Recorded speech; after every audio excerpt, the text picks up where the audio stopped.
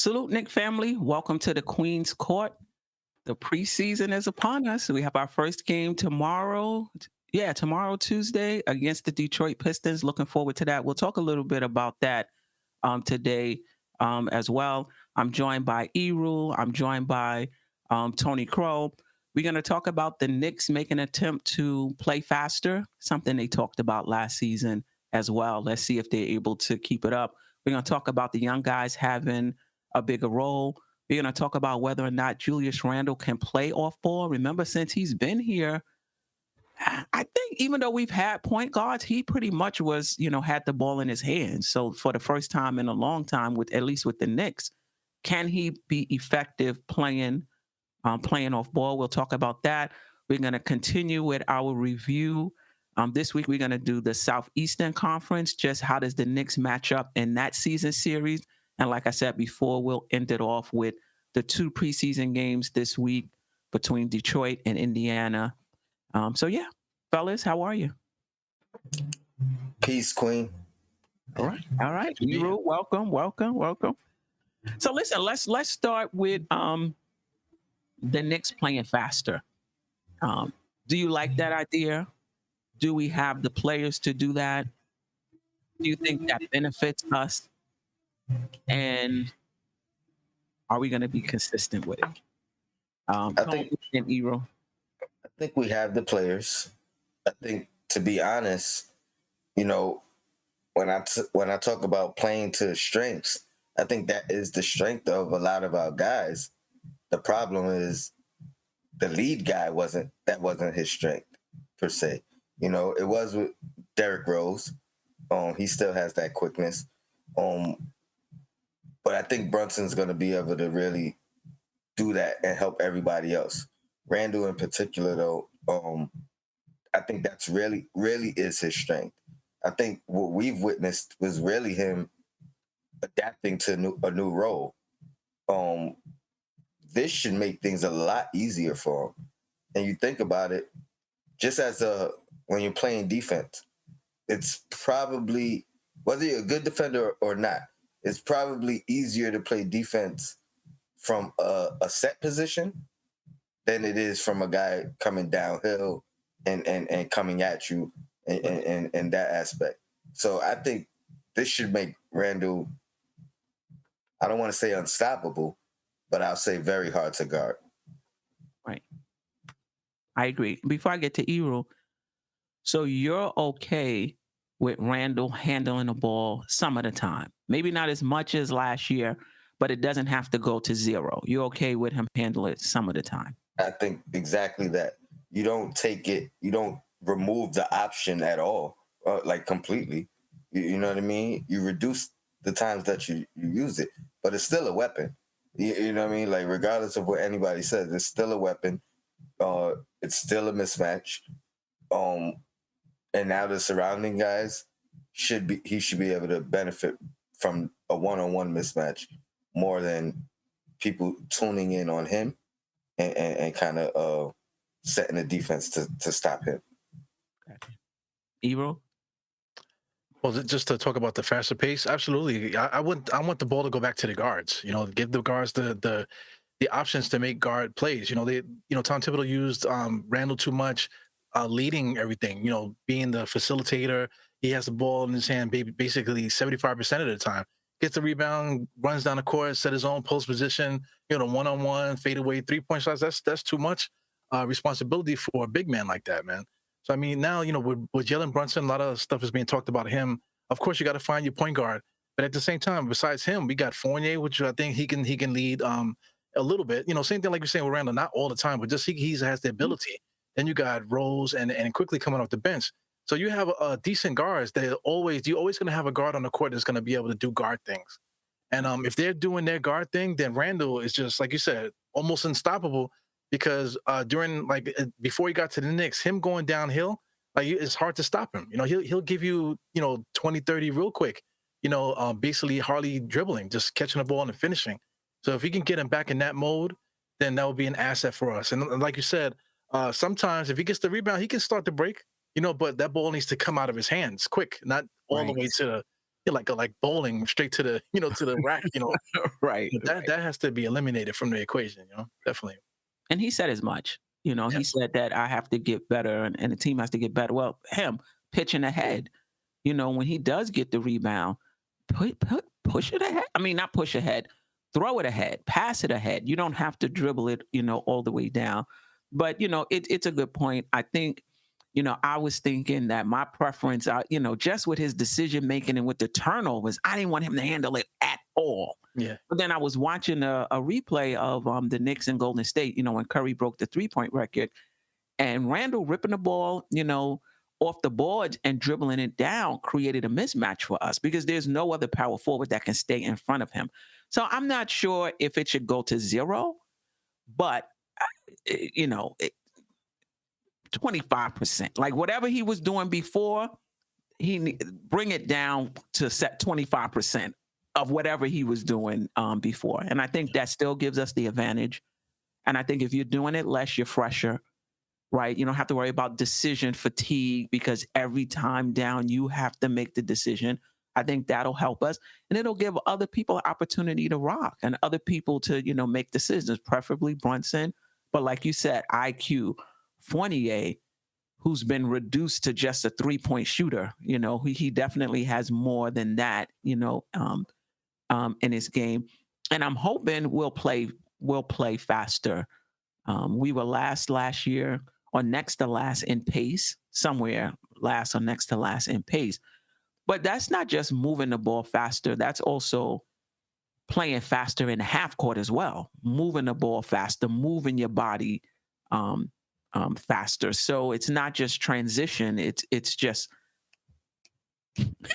playing with pace, even in even in the half court. But if I can add to that too, when he comes down, also, like I said, if he's bringing the ball up the court, if he does give it up, he's looking to get it right back. He'll pass it and then he's coming right in the guy's face to get it right back. So just the philosophy needs to change with that. If once he gives the ball up, go to a spot, to create the spacing and stuff like that, and allow the guard to do what they do. Because if you're looking to get the ball back, it defeats the purpose. So you give the ball to your guards, get to your spot, let the guards do their thing, and the ball might come back to you. That's what. Eru, it wasn't even just his fault because there's a lot of times they were looking to get it right back to him when he wasn't necessarily asking for it, which which is the same thing, if not even worse, as far as setting yourself up for the defense to be at an advantage. You know what I mean? But yeah, what I would really like to see is him running down court and setting a good screen for a guard. You know what I mean? Where he could, where the guard could curl. You know what I mean? Even a double screen where now you got two players running off of his screen, and then guess what? Chances are they're gonna pay attention to those two guys, and now you could pop up and get that ball and have an isolation. So I mean, I don't know if that's Tibbs or what. I mean, I would think it's more Tibbs, but I want to see more actions like that now that we kind of have a complete roster, a complete rotation around us. I think there's so many options that we could utilize these guys and utilize them differently. Yeah. I mean, this is a perfect segue into whether or not Randall can play off the ball because it goes together. If he's handling the ball less, bringing it up the court less, that means somebody else is handling the ball. So if somebody else is handling the ball, what are you doing? You're playing off ball. And Right. Can he play off ball? Can he, when Brunson drives, can he set up in the corner for the three? Can he, play off of RJ, play off of, Brunson, let them play strong side and then hit him weak side when they're, when they're stopped on their drives to the basket. What are your thoughts on whether or not he's willing to do it? Does he have the game to play, off ball? What are your thoughts on Randall playing off ball? We want to go first. Me, Yeah, Tom. okay. Okay, well, just looking at his conditioning and just like, we play, I do it a lot too. I jump to conclusions based on little videos that we see. But I mean, that's content. You're just putting stuff out there. But, he looks visibly slimmer, especially early on in the offseason. He looks visibly slimmer. He's been practicing other things like floaters, weird floaters, off the foot jump shots. So you could tell that he's trying to add something that wasn't there before. So he's going to be looking to get the ball in those spots where if he gets it, he can take one dribble and do a one-legged shot to the basket. He's thinking that way instead of just battering ramming inside, trying to make something happen. He's trying to figure out ways to get these little easy shots off to make life easier for himself. So if I'm hoping that somebody got that through to him, because when they brought him to Dallas to see Jalen Brunson that time, hopefully they was having those conversations. This is how we want you to play to get the pressure off you. Like, because a lot of his frustration with Julius Randle had to do with him just being stressed. A lot of times his body was like red almost. You could see it through his dark skin. You could see the color. There's like he had too much blood up there. He was just like stressed. Like he needed a cigarette to calm down, whatever. So if he could just tweak the offense where he can just chill out, get little easy stuff over there and there, it will do great for his career. So I'm hoping that they relayed that information to him. It's just better for everybody, I think. Yeah. So can he play off ball? Is the question? is he willing? Is he willing? And does he have the game to play off ball? I think he definitely has the game because, like you pointed out, him being the dominant ball handler is still relatively new. You know what I mean? So what was he doing the rest of his career? He was playing off ball. So, I mean, get back to that bread and butter. Willingness, I think, is if it's reiterated to him and that is the game plan then yes. You know what I mean? If he wants to be here, you know what I mean? If it doesn't want to be a spectacle, absolutely. I pointed this out earlier. He seems genuinely happy at this moment. You know what I mean? Like from the brief interviews that we've seen and the pictures, he's like the smile seems brighter than before. Like happy to be here the first year. It seems like it seems genuine. So I think mentally he's in a good spot, and ultimately now it's about acceptance and just kind of sacrificing for the team, which again, everybody's going to have to figure out their sacrifice. Yeah, I mean, yeah. Sorry about that, Sim. Sim is in the background. I'm trying to do both. I'm gonna let you handle it from here on out, Sim. Salute, Stafford. We're talking about Randall playing, the Knicks playing faster and Randall playing off the ball. Is he willing to play off the ball, and does he have the game to play? Play off the ball. Do you want to weigh in on that, or you need a little? I was listening. I was listening while I was driving home from work. I heard all the comments. I agree with you, Queen. 25%. Let him have the ball the rest of the times. Because when he comes on the court, he makes the bad decisions, the tough passes, the bullet passes. So the less ball handling for Randall is the more, I think, I've been saying, the more efficient I think he will be. A more downhill, more post up, more quick shots, more layups. However you want to put it, it'll be best for the team. And if he's willing, as he said, he's willing to play faster and cut and do other things, is only going to make the team better and open up a lot of stuff for the other players. So I agree. Hopefully we could see a little more faster pace and he start doing what he says. So, it's only for us to see on the court tomorrow, hopefully. Shout out to the chat. Shout out to Angry Knicks fan. Appreciate you rocking with us. Appreciate the super chat. JR, meaning Julius Randle, pushed 20-10-5 with Burks at point guard. Imagine Brunson. Yeah, I mean, I think you're right. I think he can average similarly in less shots, And let me just get to this comment by Sharon. Appreciate you, Sharon. Steph, the Knicks run a modified motion triangle offense. If the players move as they should, they all play off ball. The offense is based on player movement. I do agree with that, but it just seemed to me that Randall just seemed to have that ball all the time in that motion offense. And everybody was cutting off of him. It seemed like. So let's see if he's not the center of the offense, and the one facilitating the offense. If others are doing it the majority of the time, will he be satisfied with that?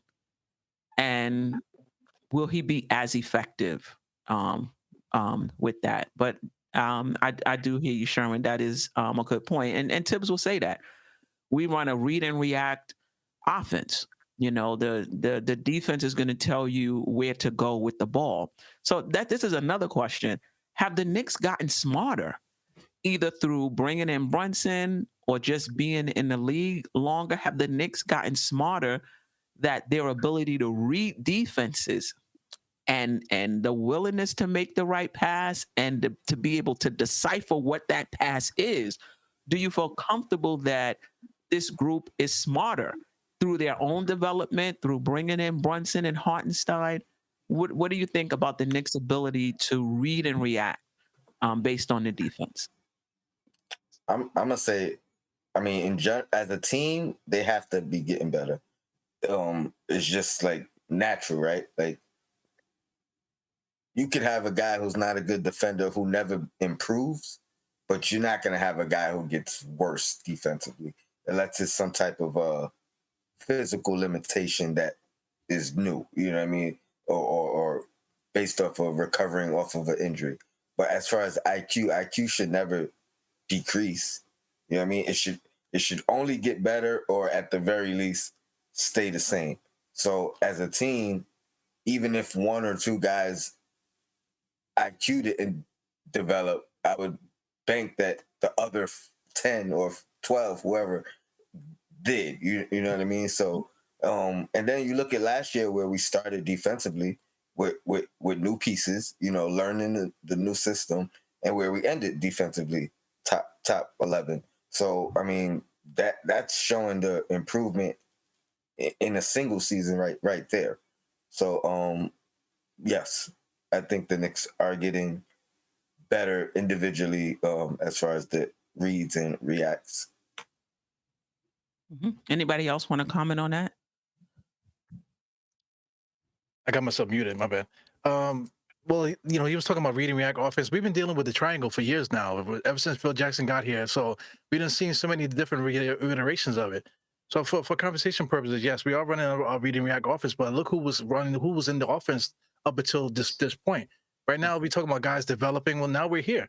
We're at the point where guys develop. They got hooked on phonics that worked for us growing up. I don't know if the young people do that now, man, but they definitely needed some hooked on phonics, to get their minds correctly, in the right mode of how to get shots and where the shots are coming from, that type of thing. So, I mean, Jalen Brunson is definitely going to be the cheat code for this. Already, the conversation they've been having in the offseason and stuff, just watching them talk to each other, he's definitely infected them with that. So I'm hoping that the message is there where, they want to push the pace, they want to move the ball faster, they want to, Randall got himself playing a certain way, RJ got himself playing a certain way. I'm hoping that this whole thing works out where we could say we're playing a read and react offense, and then we'll actually see a read and react offense when we watch the games, So I just hope, that's all I hope with all this stuff here. Yeah. I mean, listen, running is not a habit for the Knicks. The read and react, to me, the offense wasn't very fluid. And I don't know if that was because of the decision making of the players, or not. Something that's not habit or something you're not good at, it's easy to fall back into old habits. So it's easy to come out and be like, we're going to run more. We've been doing this in practice. And then you hit a little adversity, and now you're back to doing, what slow pace, Randall facilitating the offense, everybody running off of him. The decision making is not that great. The offense is looking mad basic, right? So, they're having a good time. Everybody is happy. It's looking fluid in practice. My hope, because remember that first game against Boston last season, my hope is that when they come up against some adversity, that this is their identity now and that they continue to do that. Any other questions on the Knicks or comments on the Knicks playing faster, Randall playing off ball? No, I just want to say what's up, Staffer. My bad. I haven't seen Staff in a while. What's good, Staff? You must be muted. I'm good. Good, man. Okay. I just I'm want to say good. what's up.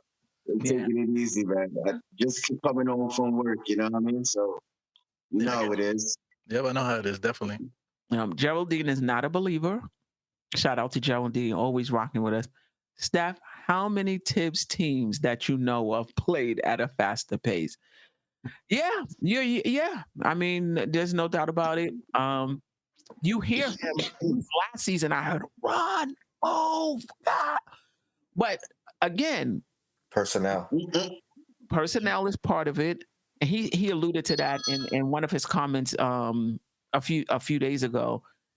But also, when you hit adversity, not allowing the team to fall back into old habits, like the next time you're in practice, running, just to let them know that this is a habit. So, Geraldine, you're right, and it's going to be interesting to see if they're able to do it and maintain it throughout the season.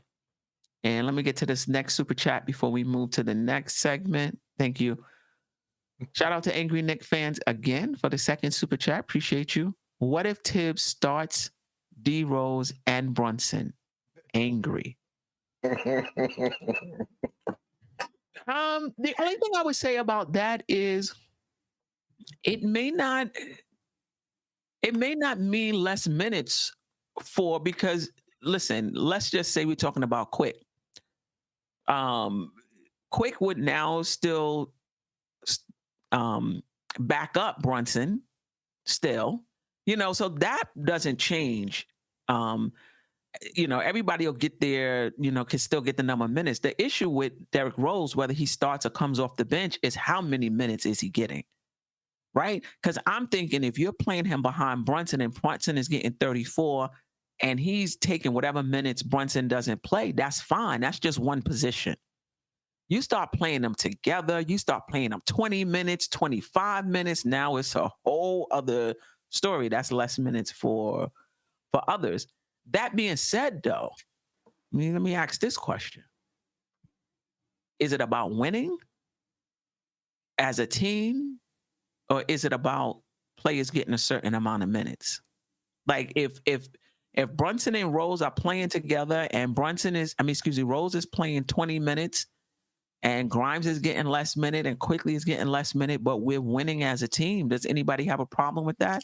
No, the phone lines are open as well. Anybody wants to call in? I'm all about winning, Steph. I'm all about winning. So that's winning comes first. That's what it's all about for me.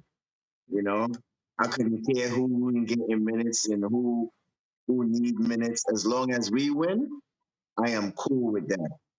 You know what I mean? And that's my stance on that.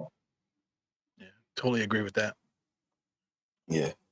And I think they're more likely to end games than start games. Who's that? So, Brunson and Rose, yeah. Yeah. Chad, how do you feel about that? If Rose is getting more minutes, and that means less minutes for Grimes and less minutes for Quickly, and we're winning, do you have a problem with that? Shout me out in the chat, and anybody who wants to call in and give their view on that and anything we've talked about up to this point, feel free to do so. DJ Shadall is in the house. How are you? Gotta get that mute going.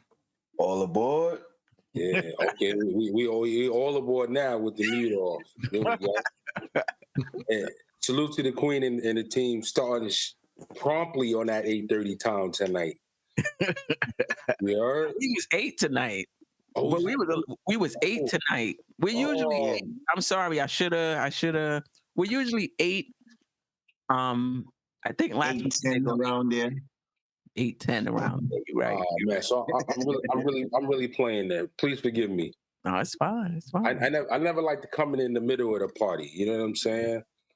He's a party starter. You be one of them that open up the party. Okay. Nah, I got to open the party and close the party when I'm on the Queen's Court for sure. All right. Appreciate you. Just your thoughts. We talked about playing fast. We talked about Randall playing off ball. And the last thing we were talking about is Rose. And if Rose is not just playing behind Brunson and he's playing with Brunson, that could mean less minutes for Grimes. That could mean less minutes for IQ. If we're winning, do you have a problem with that? I've been the one telling everybody Rose is playing from the beginning. Everybody thought I was crazy. Everybody said Rose is the old man. Everybody said IQ, IQ, IQ. But as you see now, when it's time to play, you see who the real de facto leader is of this team.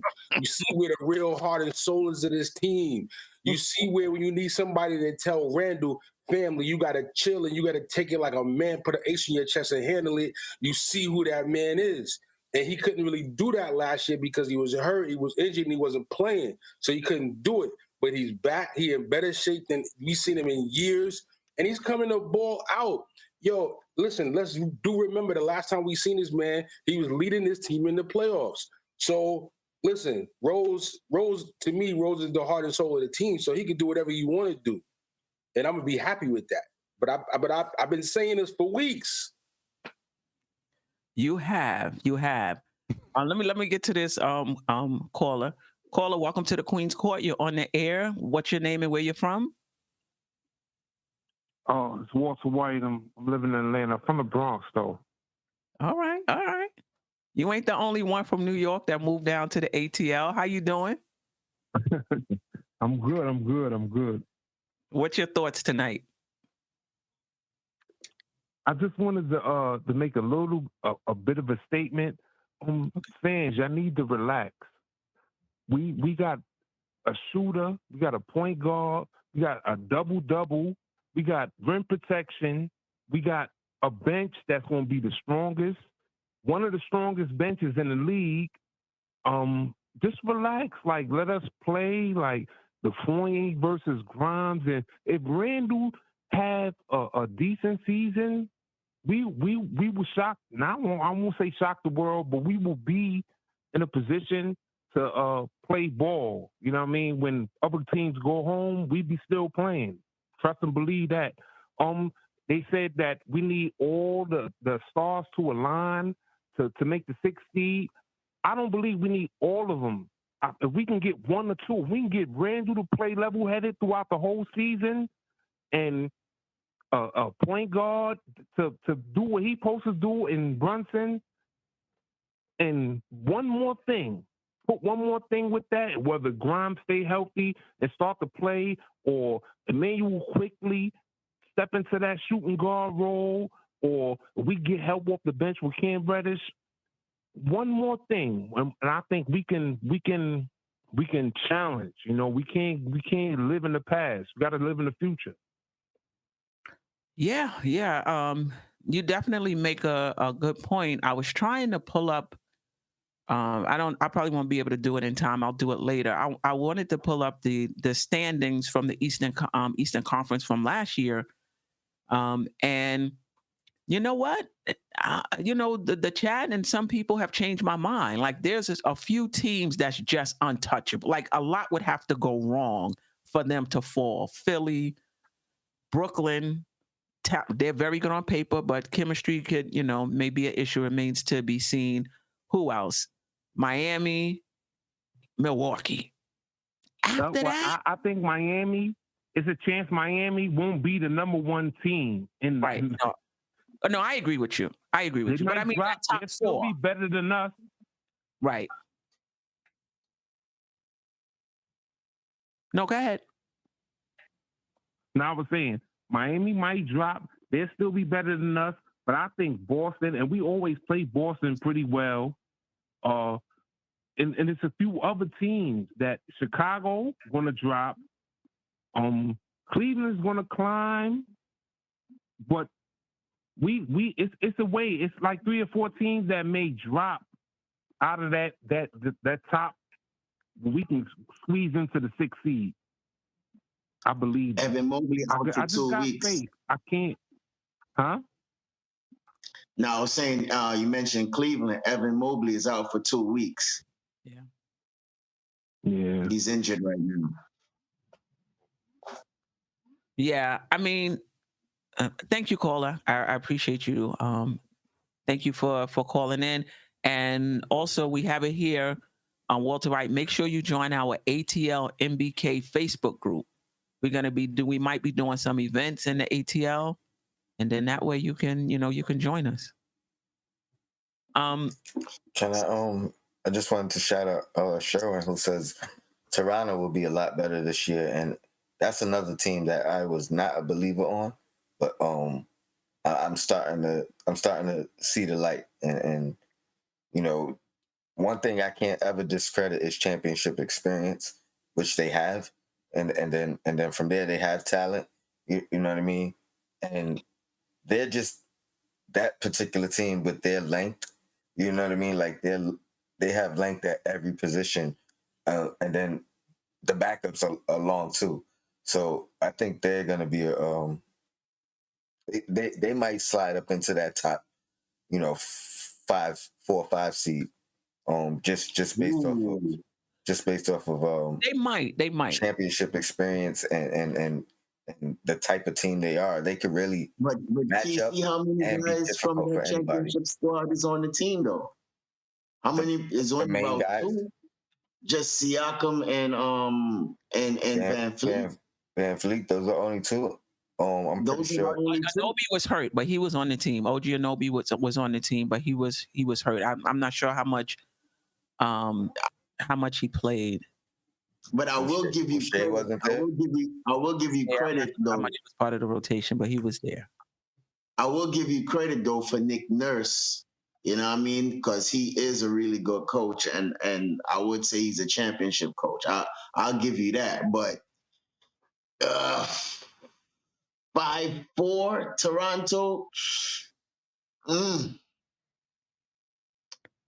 This is what I will say. There's a few teams. They're gonna finish somewhere in the top 4. I can't see Miami, Milwaukee, Brooklyn. Who else? Philly. Boston, Philly. Those 5. Maybe Boston with what's going on. Maybe they fall out the top 5. Maybe Brooklyn if they can't get it together. That roster is stacked. We went over it last week. Maybe they fall out the top 5, but those 5 teams on paper is just stacked. Everybody else, in my opinion, if the Knicks play better than they played last season, right? You don't think the Knicks can play just as well as Charlotte, Atlanta, Cleveland? If like Walter White said, a few things break right. Of course, if they play the same way they played last season, hell no. Excuse me. But if certain things break right with Brunson and Randall and RJ and how deep this team is, can they be just as, with Cleveland, with Chicago? It's hard to say right now without watching them. No, that's just not going to happen. We're going to be a chemistry team. When you look at Toronto, they're a chemistry team.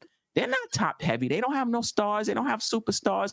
Nobody expected them last season to finish the way they did, but because of their chemistry, because of their chemistry and their defense and their togetherness, they were able to play beyond what people expected. And that's what would have to happen with the Knicks, right? We're not top heavy, but we're deep. So chemistry, execution on defense, moving the ball on, the chemistry type thing is going to be what's going to move us up.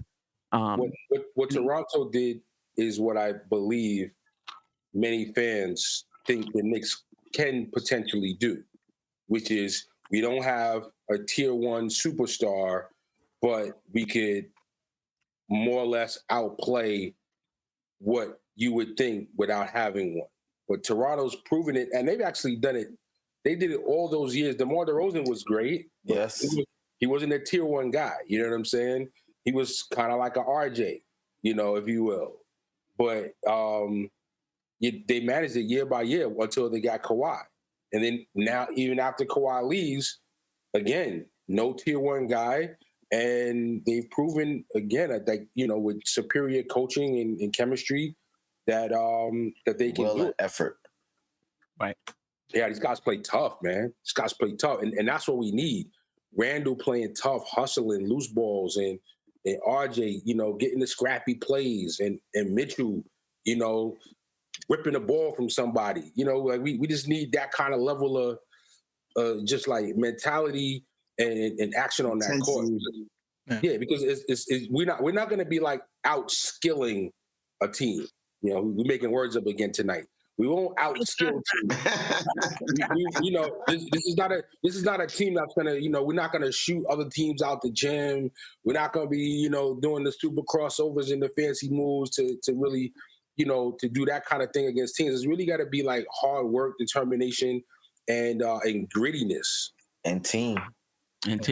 Yeah. Mm-hmm. Before I get to the caller, shout out to Ruffin Fam. I hope I said that right. Atlanta top 6 easy on paper. On paper. And JJ said, looking at the Knicks, JJ, appreciate you. The Knicks, this is a no better than a 10th seed on paper based on last year. I can't even argue with you. If you're just looking on paper based on last year, Randall playing the same, RJ playing the same, and all we did was add Brunson and Hartenstein. I mean, I can kind of hear you, but I don't think Randall is going to play the same. I think RJ will be better. He was inefficient last year. Doesn't mean he's going to be inefficient this year. And I think Brunson and Hartenstein, we're going to be better than the sum of our parts. Put it that way.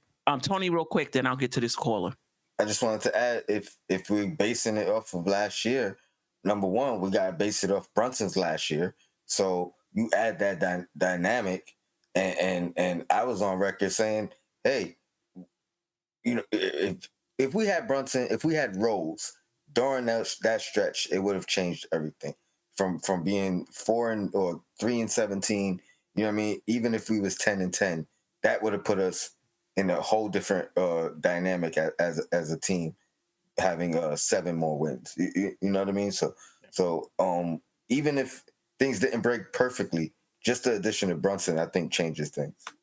Well, if I can add, all those teams starting from Toronto down, maybe Chicago definitely, it's really 6 games, 6, 7, 8 games. Swing one way, like you said, they could have split 10-10, and then that would have changed the whole dynamic of the season. Knicks would have probably squeezed into the playoffs, and we would be talking a little bit different with this whole thing. So everybody's really close. Well, one thing before you get to the call, I want to say something about Toronto. Toronto, they have the blueprint.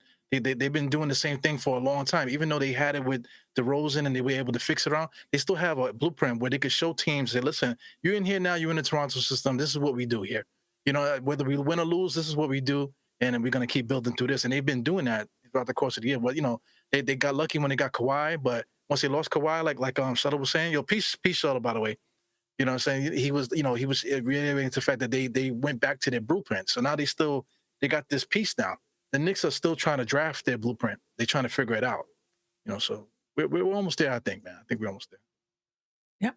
Caller, welcome to the Queen's Court. You're on the air. What's your name and where you're from? Hey, what's up, guys? My name is Elk from Chicago. I called in last year, and I've been following you guys, and I love the show. I appreciate you. Thank you.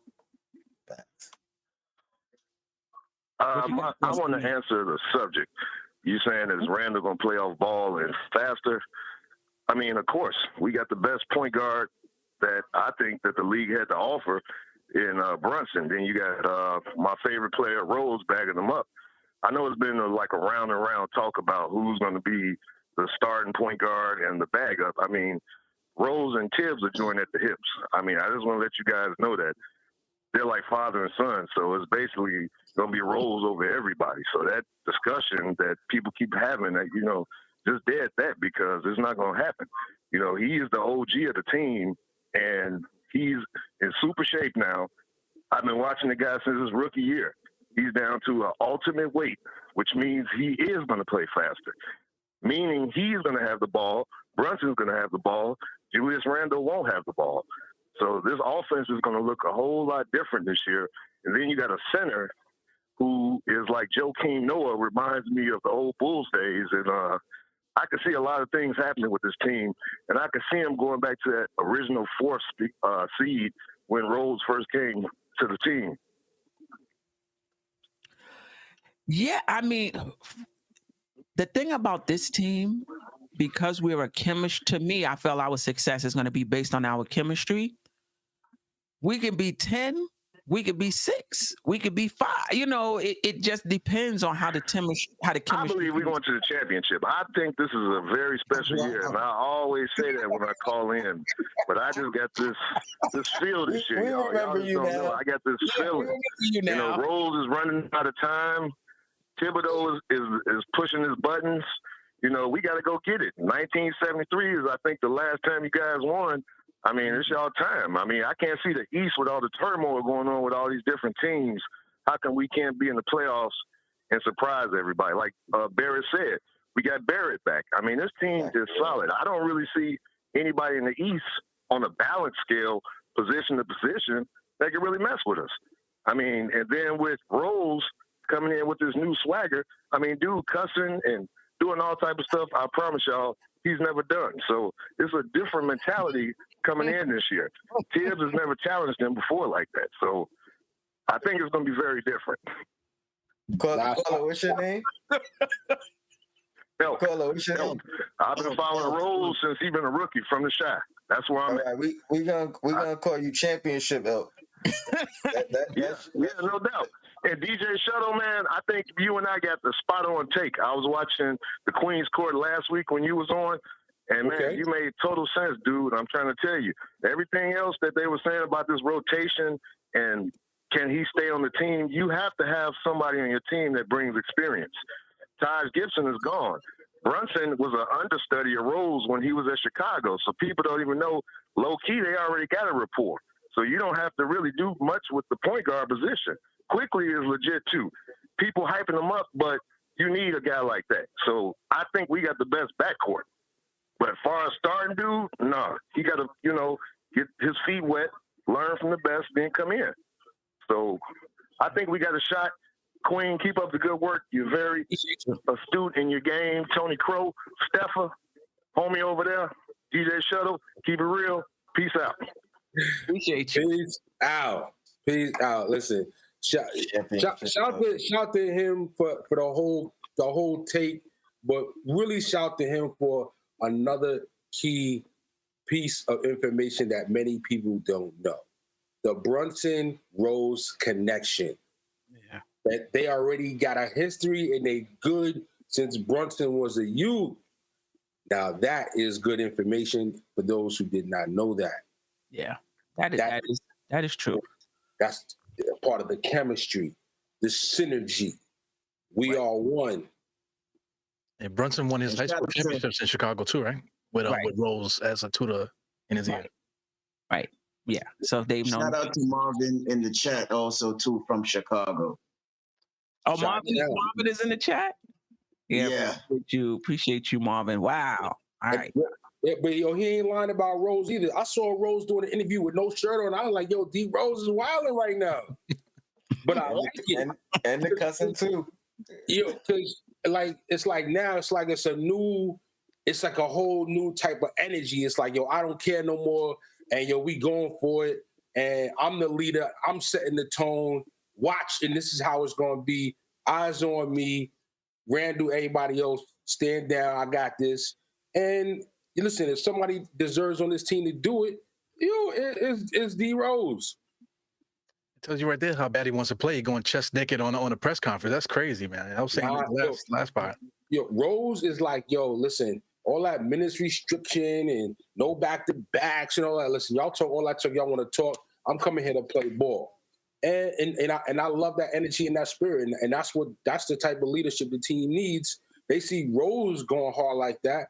Maybe Cam and other players will be stepping up what they need to do like that. Yeah. Before I get to the caller, shout out. Use Cam, right? Right. Shout out to. I mean, he's the person that needs to hear it and see it the most. Shout out to Cornerstone. What's up, Cat? Where you been? Yeah, where you been? I ain't see or hear from you in a minute. Be sure to hop on either this channel, Dope Soul. I'm sure Tony won't mind on Knicks and Bruises. Absolutely. Come on, bro. Yeah, come on. time. Let's get to the caller. Stafford, you wanted to say something? No, I was about to say something that Eru said. When he talking about, I think he said something about Toronto got the formula. Yeah, they got their own blueprint. They have their formula. I think we have a blueprint too, because our guys been together at least 2 to 3 years and been gelling. So I think we got something to prove too, as far as the blue. I think we got something. When you say blueprint, but we just gotta put it together. And that's the blessing. That's the blessing in the Mitchell trade not happening, is that you were able to keep the cohesiveness. Now you got RJ coming back, for a 4th year with Randall and with Robinson, and really the only new piece in the starting lineup from last year is Brunson, who's an experienced leader. So Right. That keeps it where having a lot of turnover is not good for for the chemistry. So I think that was a good. It worked. I think it's going to work out. And that includes the coach for all those who want to see tips. Oh my God, having a lot of turnover at the coach's spot. Yeah. Y'all got to have light revisions, but not totally like doing this and throwing it out. Every season. Y'all got to relax. Y'all got to relax on Tibbs. Yeah. Gotta relax on Tibbs. How many fans we got out in Chicago? We might have to start a Chicago Facebook group. Yeah, Chicago is heavy in the chat. Chicago got some good people out there. Shout out to Chicago. I know quite a few people from Chicago. They're good people. They love D Rose though, so they support him everywhere he is. Yeah, that's their guy right there. It's like Kai Soto, right? For the Philippines, like Derrick Rose. Derrick Rose is Kai Soto. Right, and salute to Chris, my sis. Appreciate you rocking with us. So yeah, let's get to what we're gonna talk about. We got the caller. I forgot. Caller, welcome to the Queen's Court. You're on the air. What's your name and where you're from? Yes, Kevin. Can y'all hear me? Yes, we can hear you, Kevin. Okay. Shout out to all of y'all, man. I love this show. I check it out every chance that I get. Appreciate you. I just heard the brother say about Thibodeau, but I've been a fan since '91, a Knicks fan. I'm from Baltimore. Mm-hmm. And I rock with him no matter what, been through the ups and downs. But I must say, honestly, I just have no faith in the Knicks with Thibodeau as the coach. Wow. And that's just my personal opinion. I never wanted him from the get-go. You're not alone. I still don't want him. And if we could trade the coach, I would love that. You know what I mean? But that can't happen. So I gotta just ride it out with him. But I like the roster. Mm-hmm. But I'm real sad that they can't fit Cam in there, because Cam is such a unique player that the Knicks been needing for a good while, but they can't get it together. I don't understand trading for Cam and not using him. That just makes no sense to me. I got a basketball background. I just don't get it. Cam is like the perfect player for the Knicks, man. Caller, can I respond to that? Yes, sir. Can I respond to that, caller? Absolutely. Okay. Cam played a couple of years for Atlanta. He was in and out. His shooting percentage was not very high. He showed glimpses of potential. He got hurt several times. He gets traded to the Knicks. Okay? Now, if you remember last year, the Knicks, there was a lot of chemistry issues in the beginning of the season. When Cam gets traded to the team is actually just starting to get a little bit better chemistry and kind of get settled in. He's just come to a new team. He hasn't played so amazing in his career that he's just deserving to be thrown into the starting lineup. He eventually, after a little bit of time, starts to get minutes, shows flashes, and then gets hurt. That's the story. Like, there's no conspiracy against Cam, I don't think. The way people are talking about it. Shut up. I'll give you an even shorter version. They traded Cam, and they traded him for a guy. They got him for a guy that wasn't in the rotation. So we already know Tibbs is tight on his rotations. So we bring a guy in that is expecting to play, but we traded a guy who wasn't playing at all. How does he fit? And I'm the biggest Cam supporter on I think on the panel. Listen, with Tibbs is old school. Now, I don't know about you, Caller. You sound like you might be a little old school to me. Like, old school, you got to earn your minutes. It's not like Cam was killing the league his couple of years in the league, and we got this guy with some unbelievable deal. He's a 25 per game scorer. He's like a James Harden going to Philly. Of course, James Harden is going to get thrown into the starting lineup. Cam didn't earn that level of, benefit of the doubt. Yeah, right. He got to earn that. He got to earn that in practice. He has to get chemistry with the team. He's not a team leader or a leader of the team on the court in his play that you just throw him in there. Like, you got to get chemistry, and he got to earn that. And Kev, can I ask you another question? If you was to trade Tom Thibodeau, which coach are you trading him for? Brother, I'm ready to trade him for a box of chips. I can't. No, man, you can't do that. You can't. No, I got to. The potato chips is not going to coach us to a championship. I understand that, but the frustration that I have with this man is it has no bounds. He's a hypocrite. He doesn't do what he says he does, and he loves to use the term "the game should tell you what to do."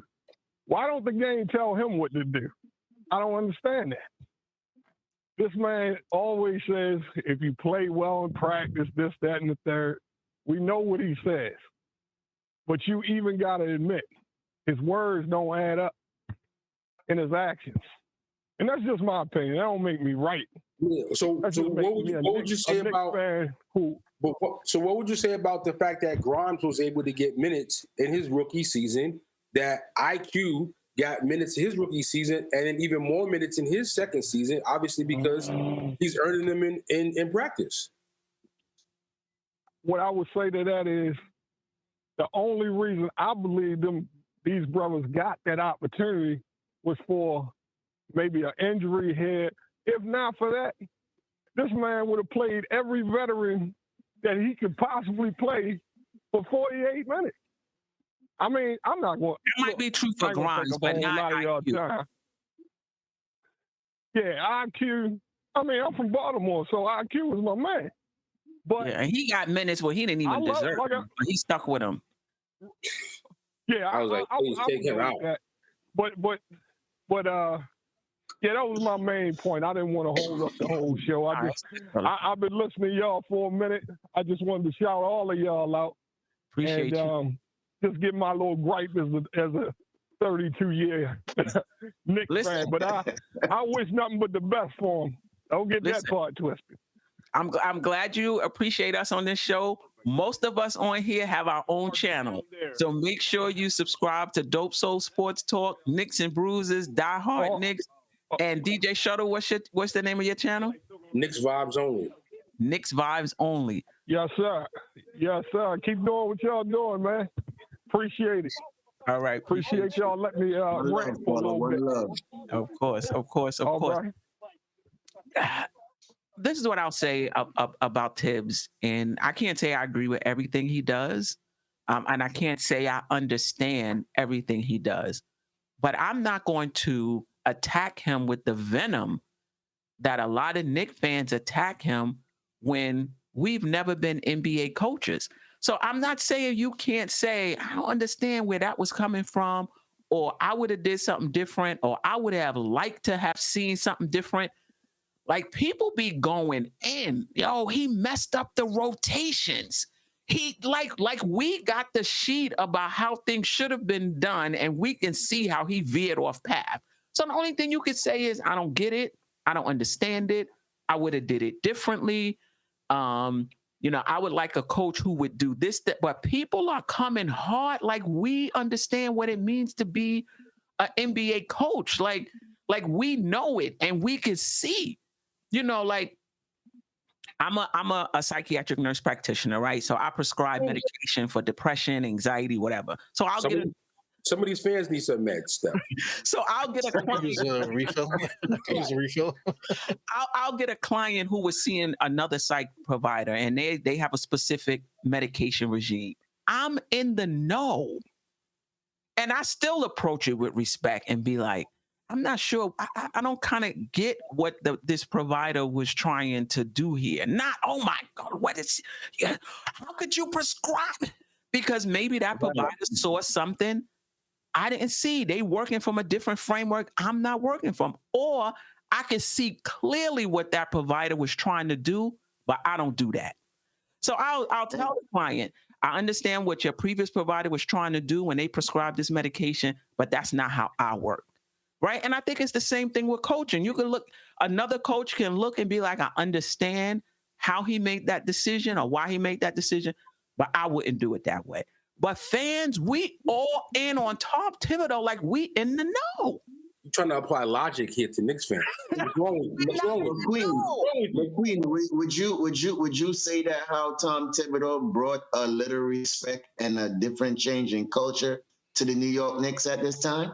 Yeah, and that might be, and that positive might be better than some of the negatives that he brings. Because listen, I get it. When a player's hot, I like to see him stay in the game. You know, if somebody's playing well, let them rock. But every coach has their own philosophy, and I'm not going to get mad at Tibbs because Tibbs is not playing who we want him to play. That's what it comes down to. This is the guy I want to see, and he ain't playing him. You know, and so now he needs to go. And I'm defending Tibbs, and as far as I'm concerned, IQ's playing way too much minutes than he needed to earn and play. But I'm still defending the coach because I just think that overall, to Stafford's point, he definitely brought a level of respectability to the team off rip. Like he came here and it was respectability off rip year one, no questions about it. And even in the year where the team didn't make the playoffs last year, with a subpar roster with lots of injuries, new players that came in, Kemba Walker, and the team still in many games that they lost were in the games. You know what I'm saying? So it was like, this wasn't the cake walkover team that it had been for a couple of years. Respectability is here, and the team's going to be even better this year with Tibbs. So, you know, like, be lucky you have this guy because it's been a lot worse. Don't make me start mentioning names. I'm not even saying you have to agree with him. That's not what I'm saying. I'm not even saying you have to agree with him. But I'm just saying, and you can even want him fired. But people are coming so hard, like they know what they're talking about. Like they can actually evaluate a coach. The best you can say is, I don't see what he's doing. I don't agree with what he's doing. That's not something that I would do. I would like him to do something else. Well, I say this. I'm guilty of calling him an idiot and stuff like that because, you know, I'm looking at the way that he's playing and stuff like that. But it's the one thing where like, shout out to State. If you're going to call somebody out, State is the main one. He'll call him a 63-year-old, this, that, the other, you know, going way off the deep end. Because I'm calling him an idiot, but then you're taking it down the street. You know what I'm saying? It doesn't have to get that far. Just keep it to a basketball conversation. Then it's more understandable. But once you start going off the beaten path, now you're talking about something else, you know. So it's best to just keep it with what's happening with the team. Keep it basketball. Some people just take it too personal. That's all that is. It's just too personal. It's just a game. We enjoyed entertainment. You understand what I'm saying? Everything is not going to go exactly how we want it, right? So, but at the same time, we don't have to go all extra, you know?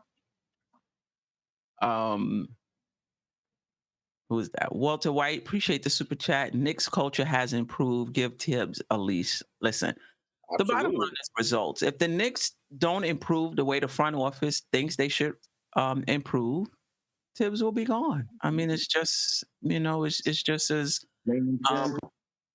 simple as that.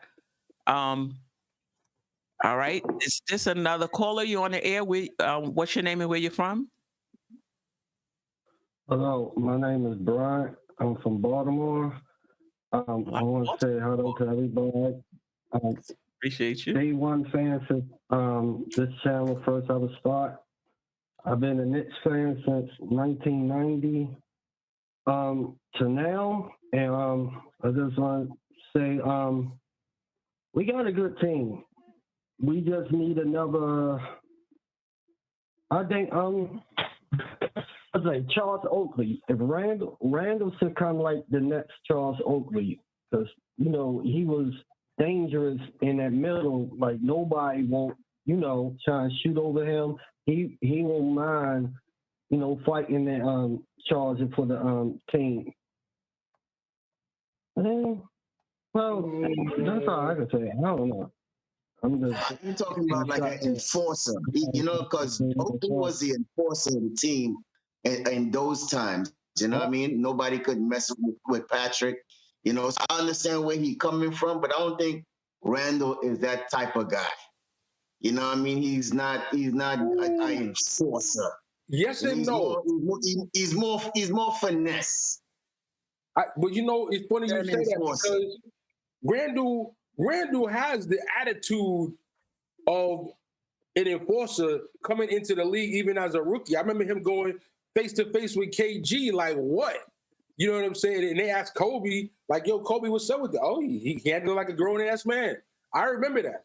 So I think that he has it mentally, but I think when he thinks about his game and what he needs to do to be a great player, he wants to play more of a finesse style. But I do think he got a couple of screws loose. Randall got a couple of screws loose. He could really be the enforcer, but somebody gotta like, let him know that's what he needs to do. Because he's not. I don't think the fans want too much of that, though. I don't think the fans want too much of that, because then they're gonna say he's crying too much, he's complaining too much, he's doing this, he's doing that. So it's like a double-edged sword, Shuttle. You know what I mean? It's either you want him to do that, or you want him to just play his game and just ignore everything. Because you understand what I'm saying? His role got to be changed though too, because if you like, shout out to Philly with this guy Embiid. Embiid is the enforcer. They have nobody over there that's enforcer, but he's scoring 30 points a game, 15 rebounds, blocking shots. He's leading everybody in 3 points, everything, and he got to be the tough guy too. He can't do it. Like, you're not going to be successful being that way. But if you change Randall's role where he's becoming a receiver and he's playing off the ball more, now he could be that enforcer. Now he has time to be an enforcer because now you got Brunson doing work and other guys getting involved in the offense too. So I think he could do that. I agree with Shuttle. He has that chromosome missing up there somewhere. He got the Kurt Thomas syndrome. You know, he got a little of that Kurt Thomas thing. Yeah. He got a little crazy eyes in his vibe. Yeah, the Ryan Artest stuff. He got something missing up there. And don't forget, Philly got PJ Tucker now too, so Embiid could fall back a little bit. That's key right there for them. Yeah. True. Yeah. Thank you, Brian from Baltimore. Appreciate you. Baltimore's heavy in the chat too. Shout out to B-More. Yeah. All right. And so the Bronx. Let's not forget the Bronx. Bronx is heavy in the chat. Yeah. So that segment went long. So I think we're gonna skip the Southeast Division season series. We'll move up the preseason games, and if we have time, we'll move to that. So let's move up. The Knicks play Detroit and Indiana this week before we meet on the Queen's Court again. So last year we pulled up the rosters against different teams and kind of compared it. Let's kind of do that to the two teams we're going to see this week, right? So we're playing Detroit, Knicks in the middle. We're playing Indiana. Not sure why that's not center, but okay. Playing Indiana Thursday, right? So let's start with Detroit, who we playing tomorrow. Cade Cunningham, Ivy, Sadiq Bey, Bogdanovich. I believe this is the Bogdanovich from Utah. Yes. Marvin Bagley III. This is the projected starting lineup in the bench. Killian Hayes, Alec Burke, Diallo, Livers, Stewart or Doran at center. And no, it's a lot of Nick flavor there. Noel. It's the Detroit Knicks. This is the Detroit Knicks. Big time. Right. And and this is our starting lineup projected to be the projected rotation. Any thoughts on tomorrow's game and looking at the matchups? Mitch is gonna eat. They better put Stewart up there or Doran. Like, and I don't know if Durham's ready yet, so they better put Stewart up there. Mitch is gonna dominate Bagley in that post. Wow. When I you don't know mean about in the post, post. I don't know about in the post. I mean, I don't mean with post moves. I mean getting them rebounds and putbacks and dunking over them and all that. I'm looking. I'm not a At, fan of I'm Mitch. looking at our backcourt. I'm looking at Ivy versus Fournier, and I think Ivy's going to give Fournier the business. I think he's still green. He still We got a never lot played to an NBA learn. game yet. So I'm not worried about that. I hear you, bro, but it's just the athleticism and the speed and that first step that he got. He could fly past Fournier. Right now, the Cade Cunningham and Jalen Brunson, I think it could go even because I think Brunson could hold him down, just because of his toughness and his experience. So with that game tomorrow, I think I'll be more looking at the backcourt than the front court. I think that's going to be key in tomorrow's game. That backcourt, how Fournier is going to defend Ivy, and if Brunson could hold Cade in front of him. So I mean that's what I'm looking at. I'm looking at that backcourt. It could be the other way though. I could see Brunson and Ivy guarding each other, and Cunningham and Fournier. But either way, they got a dynamic backcourt. I mean, there's just there's no way around it. I still, when I look at the starters, give the Knicks the edge. R.J. Barrett and Sadiq Bey, Randall and Bogdanovich, Robinson. So Sherman in the chat said that he believes Dorman is going to start. So even if that's the case, I still give the Knicks, the edge, and both the starters and off the bench. Anybody else want any thoughts on that?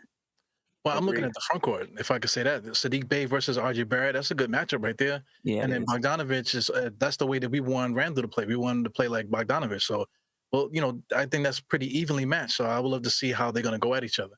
It's almost like variants of each other. Sadiq Bey and RJ is very similar. Yeah, I think Randall is going to bully Bogdanovich though. Right. But with RJ Barrett and Sadiq Bey, I think Sadiq Bey is a better shooter.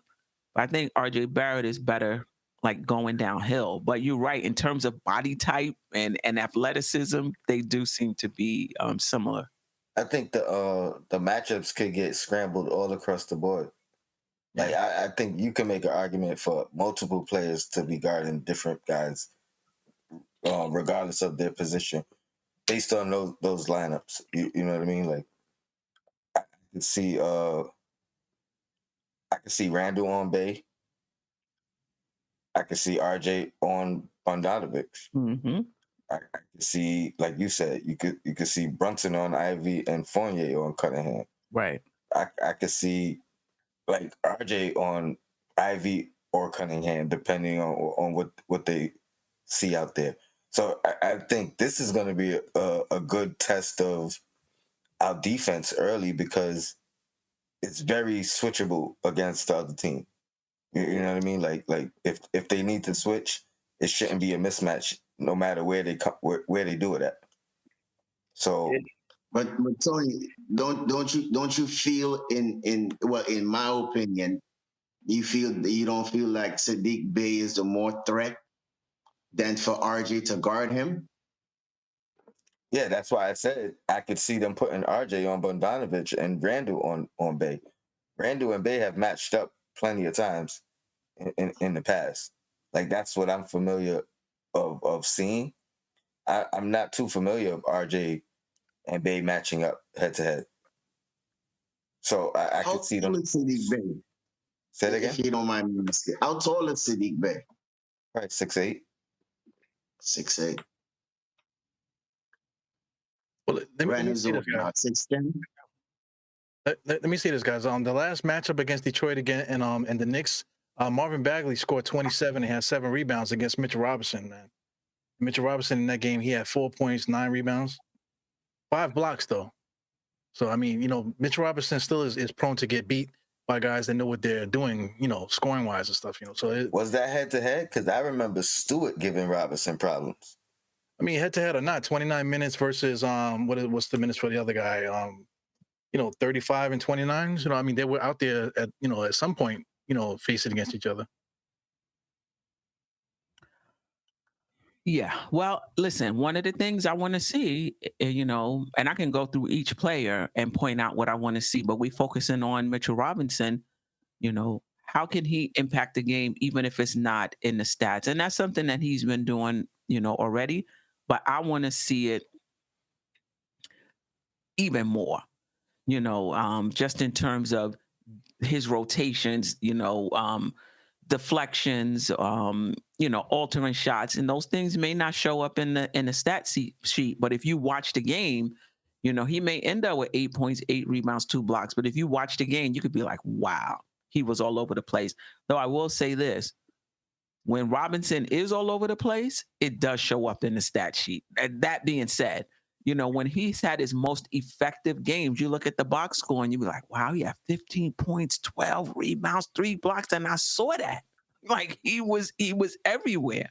So it's going to be interesting to see if Robinson takes that next step. And the next step for me is just that consistent defensive presence. So let's see.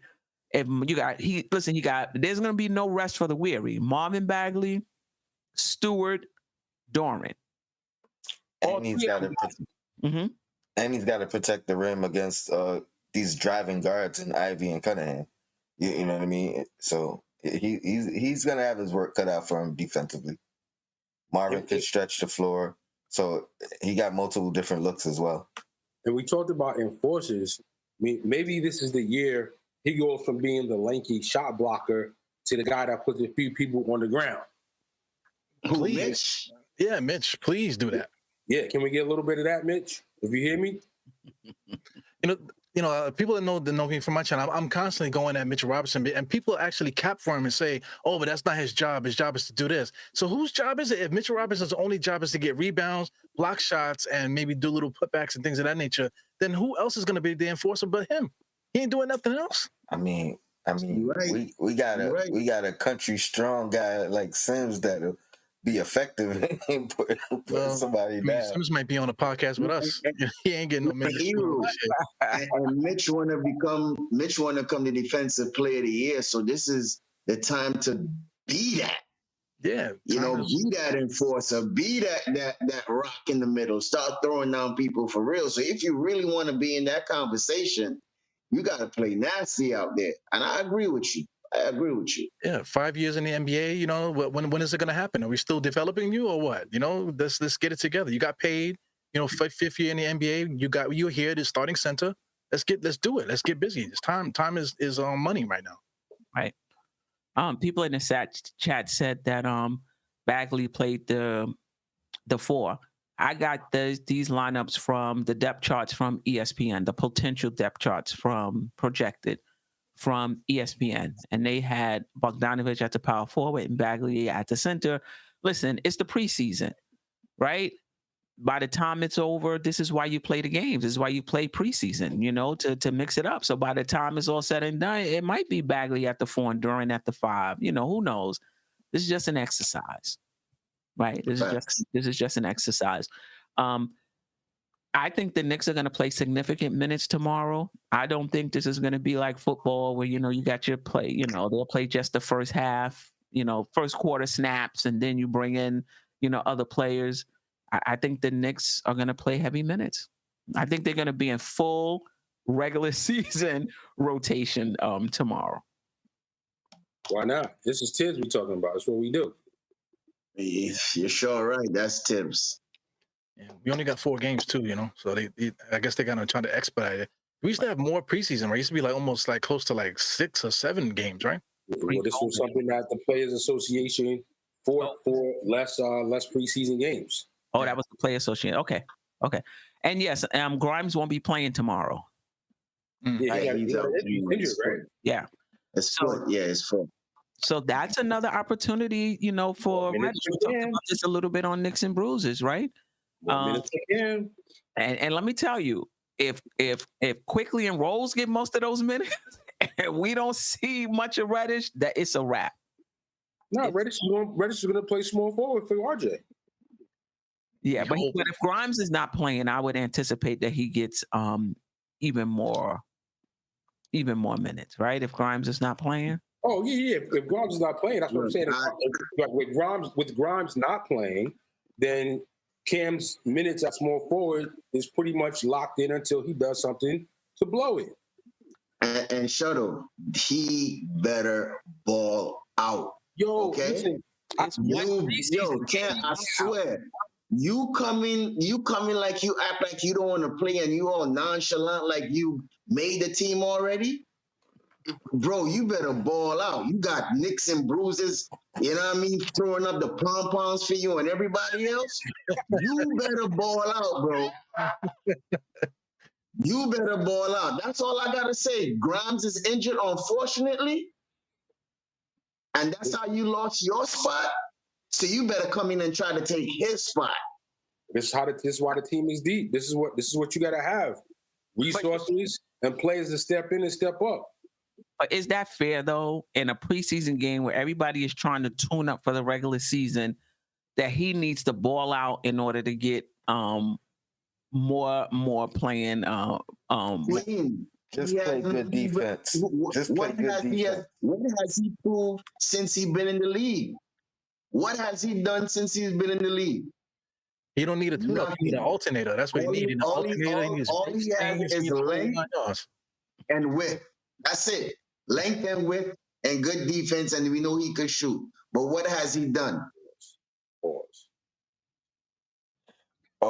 I don't want to make this a debate between two Knicks players, so I'm going to gracefully bow out and just say, this is his opportunity. I agree with everybody in that. This is his opportunity, and I think Cam has all of the ability in the world. It's just, where is the ability in his mind? Does the ability in his mind match the physical ability that he might have? And I don't think that he's matured mentally as much as he has matured physically. And sometimes it takes players longer than others. It might be year 5, it might be year 7 for him. Who knows when it'll be? But right now he has a great opportunity and he has the ability. So let's hope he gets in there and he shows us everything that we know he's capable of doing. Yeah. He sounds more mature. Next Paul George, though. He ain't say that though. He ain't say that. That's not fair to hold that against him. I'll say this: he sounds more mature this offseason than he did in his introductory press conference after the trade. This year was the first time I ever heard his voice. How about that? I never heard him speak a word of anything at any point in his life. That's the first time I ever heard him speak in that last press conference. Listen, man, time. Like I'm with Stafford. Time is money, man. Either you're gonna come out and take your spot, or you're gonna be over there, hanging out with them guys in China. You're gonna be hanging out with Stephen Marbury up in China. You know what I'm saying? Come on, man. ramen and sushi for the next 10 years, man. Let's get it together. I mean, listen, it's a preseason game, because another thing is you don't want him coming out pressing, turning the ball over. Coming out pressing where it looks like he's not playing within the team offense. He's just going for just to prove that he can play. He has to show that he could play within the team concept, right? I mean, dude, is that what we want to see? We want to see him coming out pulling from 3? Even if he hits them, I'm gonna be like, what are you doing? What are you trying to do? It's not always about that though. It's just that he got to have a pulse. A lot of times when he plays, he's kind of like nonchalant type of thing, and he is looking for those shots. Yeah. If he can just at least show the dog, whatever, because we need him to play that role, whatever he's gonna do. Because he's not gonna be starting. I don't think. He might be starting. You never know, but he has to show some kind of fire that shows that he's about something. Well, he said he also said it also starts on the defensive end. It starts there. So that's where he needs to focus. You got to prove it. Right. So once I see him scrapping and running and doing all the necessary things on defense, look, you never know where it might go. But as I said to you before, he needs to come out with energy. He needs to come out with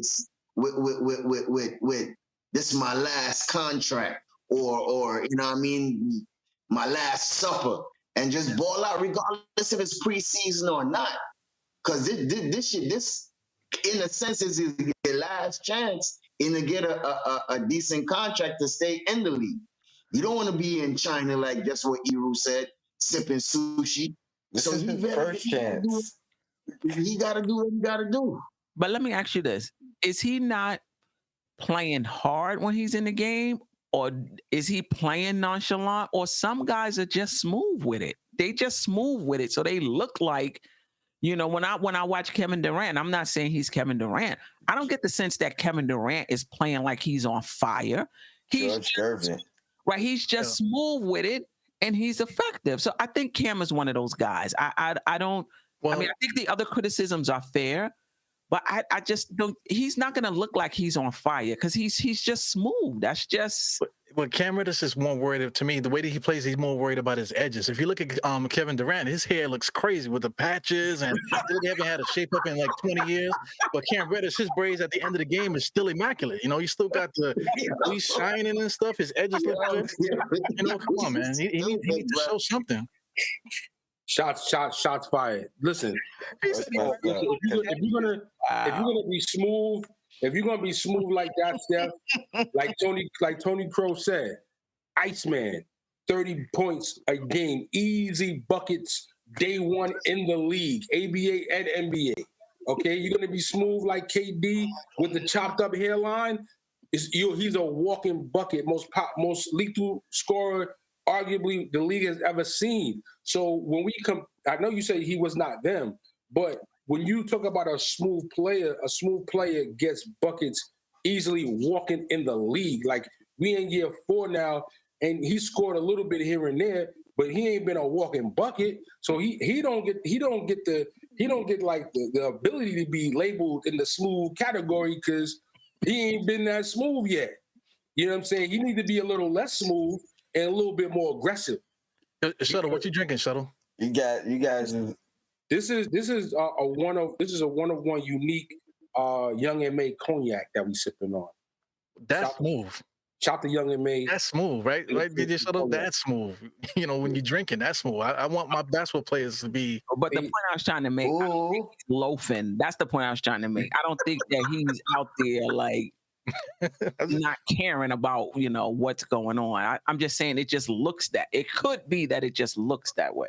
I think that he played too little games, really, honestly, for any of us to make a real serious assessment, plus or minus, positive or negative about Cam. I think he's to be determined, right? And I think that's why maybe more than any other player on the team, practice and preseason games means more for him because the other players have proven enough in practice and in games by comparison. The only other person you could say maybe is in a category with him is Grimes to some degree. Mm-hmm. However, Grimes showed enough hard work and work ethic from training camp, which Cam did not have. And this is to my point about Cam coming to the team and just being thrown into the fire. At least Grimes had training camp all the way up until he had his opportunity. He got busy with the time he got. He passed the ball. He didn't hold the ball. He didn't look for his shot too crazy. And he played real strong, solid defense that you could say, yo, his defense was helpful to the team. So he definitely has a step up above Cam in that category. But everybody else on the team, that's on, you know, the starting lineup and the other players that's noted as off the bench ahead of Cam, they've already proven it with Tibbs. He also was a rookie. That's why he needs to come out. He also was a rookie that and ball out. That didn't have any expectation. No expectation to play. No expectation to do well. So that's an advantage in a sense where you know, again, Cam was just in a disadvantage from the beginning as far as being traded for Knox, who wasn't in the rotation.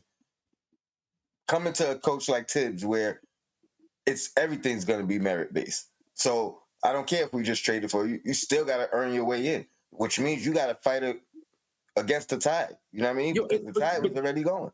That's the part that I'm having the most struggle with everybody, that it just seems like merit-based rewards of playing time is an issue. That's the part I'm having a challenge with Knicks fans. Knicks fans, like, how did y'all become people that didn't care that the players didn't earn the minutes that they got? Just throw them out there. Like where did their wingspan and their athleticism, and because this is what they did in high school and college. But and because we didn't have this regime, our whole Knicks fandom. So a lot of times in the past, it was given to some players, and they better and it was about, oh, we got to play this guy. This is our first round draft pick, as opposed to no, a draft pick is a rookie used to have to work his way all the way up from the bottom. You know what I mean? Like, I don't care if it was the first pick, 10th pick. You know what I mean? First round, second round, you had to work your way up. That changed, and that's why they can't. Like, we're old school. We remember when rookies had to. You know what I mean? Like, there was no guarantee a rookie was going to play his first 2 years. You know what I mean? Let alone like get a rotational spot or a starting spot or a star position. So, I mean, it's just we're a little older. It's a different era, man. This guy Rod Strickland was traded for Czech. What's his name? Mo Cheeks back in the day. So that was just the mentality back then. But now, I agree with Shuttle, man. There's something happened. I don't know if the culture changed the last maybe like 10, 15 years. Like, people just want something given to them. Now, that's on all walks of life, really, man. They just want the goal first before even putting any dues or doing any work. They just want it right now because I'm better than you. That's not good. Do you think it changed with Kristaps Porzingis, or was it earlier than that it changed? For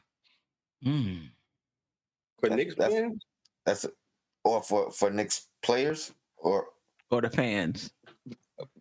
Both or either. Because I wasn't watching in the early aughts, like, you know what I'm saying? I was too young, right? But like, I remember when we drafted Kristaps and he came in and he started, and everybody was like, "Oh my God, a draft pick is good." I think that's where the big difference came in with Knicks fans. Like, we actually had a draft pick that we could champion. That it was like, oh, he got a bright future. Who could this guy become? But at the same time, he probably was the first Knicks rookie or draft pick to kind of fall into that trap as a player of feeling entitled and being entitled. Yeah. Prior to him, nobody had that stature as a incoming rookie, whether it's because of they didn't earn it, or basically they didn't earn it. Kristaps didn't at the time either, not yet, but there was a lot of hype behind him. You know what I mean? And his older brother was wilding too. So yeah. I think, but he probably is the first one for us. Because even Melo called him a project. Even Melo called him a project at the time. And he turned out to be better than a project. Well, what Savvy was saying, like, once we picked up KP, once we traded him, I think that was a divide because once it came out that the brother was the way that he was, then we traded him. I was good with it. But then there was a certain fan base like, yo, why would we trade him? He's our best player we ever had. He's a young guy. Why would we do that? See, this is why I'm not a Knicks fan. It's that divide. I think that's right. I think it might have been that time frame whenever Kristaps was drafted, maybe somewhere around there. That's when people's mentalities started to change as far as like merit badge stuff or just working hard for your spot or anything like that. I think there has to be a divide. Hasn't been around that time. Well, when did this divide happen? When did this divide that I'm about to mention happen? Okay. When we moved from you play to win to you play to develop. Like, somewhere along the line, and they might be connected. Somewhere along the line, it was you play your best players. You play to win. You see how far you're going to get in your division. You retool in the off season. You come back and you see if you can get a little further. And at some point, it became, wait a minute, let's start calculating on paper where we think we might get or not get and decide, is it best to do that? Or should we just play to develop? We're going to lose some games, but 3 years down the line, we might win a little more. Like, when did that divide happen?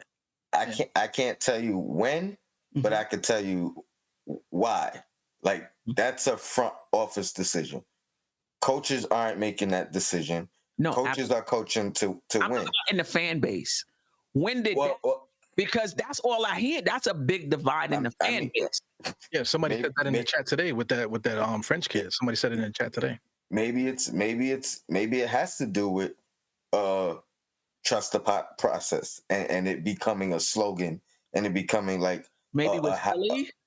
It becoming like a household terminology where whether you agree with it or not, at some point we talked about how long it took and all the mistakes and everything, but I don't think people look at the entire journey. They look at the slogan and then they look at where Philly is now. Right. Oh, that's the way to move. They look at OKC and they look at, in a few years they're gonna be, you know what I mean? But they don't see that can go either way. But this sums it up. JJ, shout out. We should be developing. Forget trying to. So somewhere along the line, and it's not just JJ. So I'm not pointing. I'm not trolling at all. That's just to bring up the point. It's not just JJ. A good portion of the fan base believe I'll give you another one. That, and so they're mutually exclusive. I'll give you another one. Win and develop at the same time is one or the other. Yeah, forget trying to win. Because the other one, even more so than Philly, that fans will bring up is, say, Golden State, and they'll say, "Oh, they drafted all these guys, all the, you know what I mean," and then they brought in the piece. So and again, that timetable, it wasn't like they drafted Curry and boom, they started winning. That was a process too. You know what I mean? But they never talk about the in between. They look at Golden State. Oh, they drafted their guys, they raised their guys, they brought them up, and then look at them now. And then they say that. But Tony, but once you look at some of these teams too, each of these teams got generational players. Right. Right. Right. You got the Giannis, you got the Donovans, you got the Trey Youngs, you got the Lucas. You know what I mean? So they're gonna step in right away and make a difference. Right. You know what I mean? What I'm saying is they don't always make a difference immediately. Sometimes even I'm that not saying that, but what I'm saying, process. To build to what? Just like how you said with Golden State. When they drafted Curry, it wasn't an immediate win, but they went ahead and developed them, right, and bringing the necessary players around him to win. That's in the draft. And you know what else happened in between time? Coach got fired. Then another coach got more successful. Then he got fired. You know what I mean? Like, so in the meantime, everything is not solidified. The front office ain't safe in the meantime. The coaching staff ain't safe in the meantime. So that's where the real divide comes. Maybe not from the fans, but in that front office. Because a coach don't want to do that. They want to win to save their job. Go ahead. No, I mean, you get the idea of what I'm saying. But that being said, people there, fans may be pointing to Golden State and these other, but they were trying to win and they lucked up on Curry. They didn't tank to get Curry. Right. Milwaukee wasn't tanking to get Giannis. Those teams were playing to win. They weren't good enough. They got a lottery pick. They picked Giannis and he blew up. You can't tell me they thought that.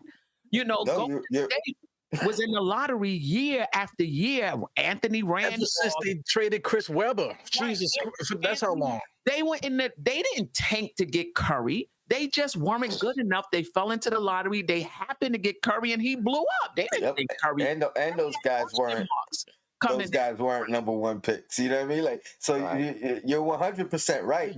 Yeah. But I'm not using that. I'm telling you with some of the things that I've heard as a response as to no. Look, you know what I mean? No. I agree. The only one that's really purposely tanked and it worked out was probably Philly. And look how many years they had to tank, and how many draft picks they had to fail on. Okafor was a top, 5 pick. Michael Carter Williams, Noel was, I think, a top 3, top 4 picks. None of these guys didn't work out as Fultz. And how many jobs were lost in the meantime? Mikal Fultz. Exactly. So it's almost like a false narrative when we say, don't try to win, tank. It guarantees you nothing. Right. And these guys that are stars, they weren't even, a lot of them weren't even top 10 picks.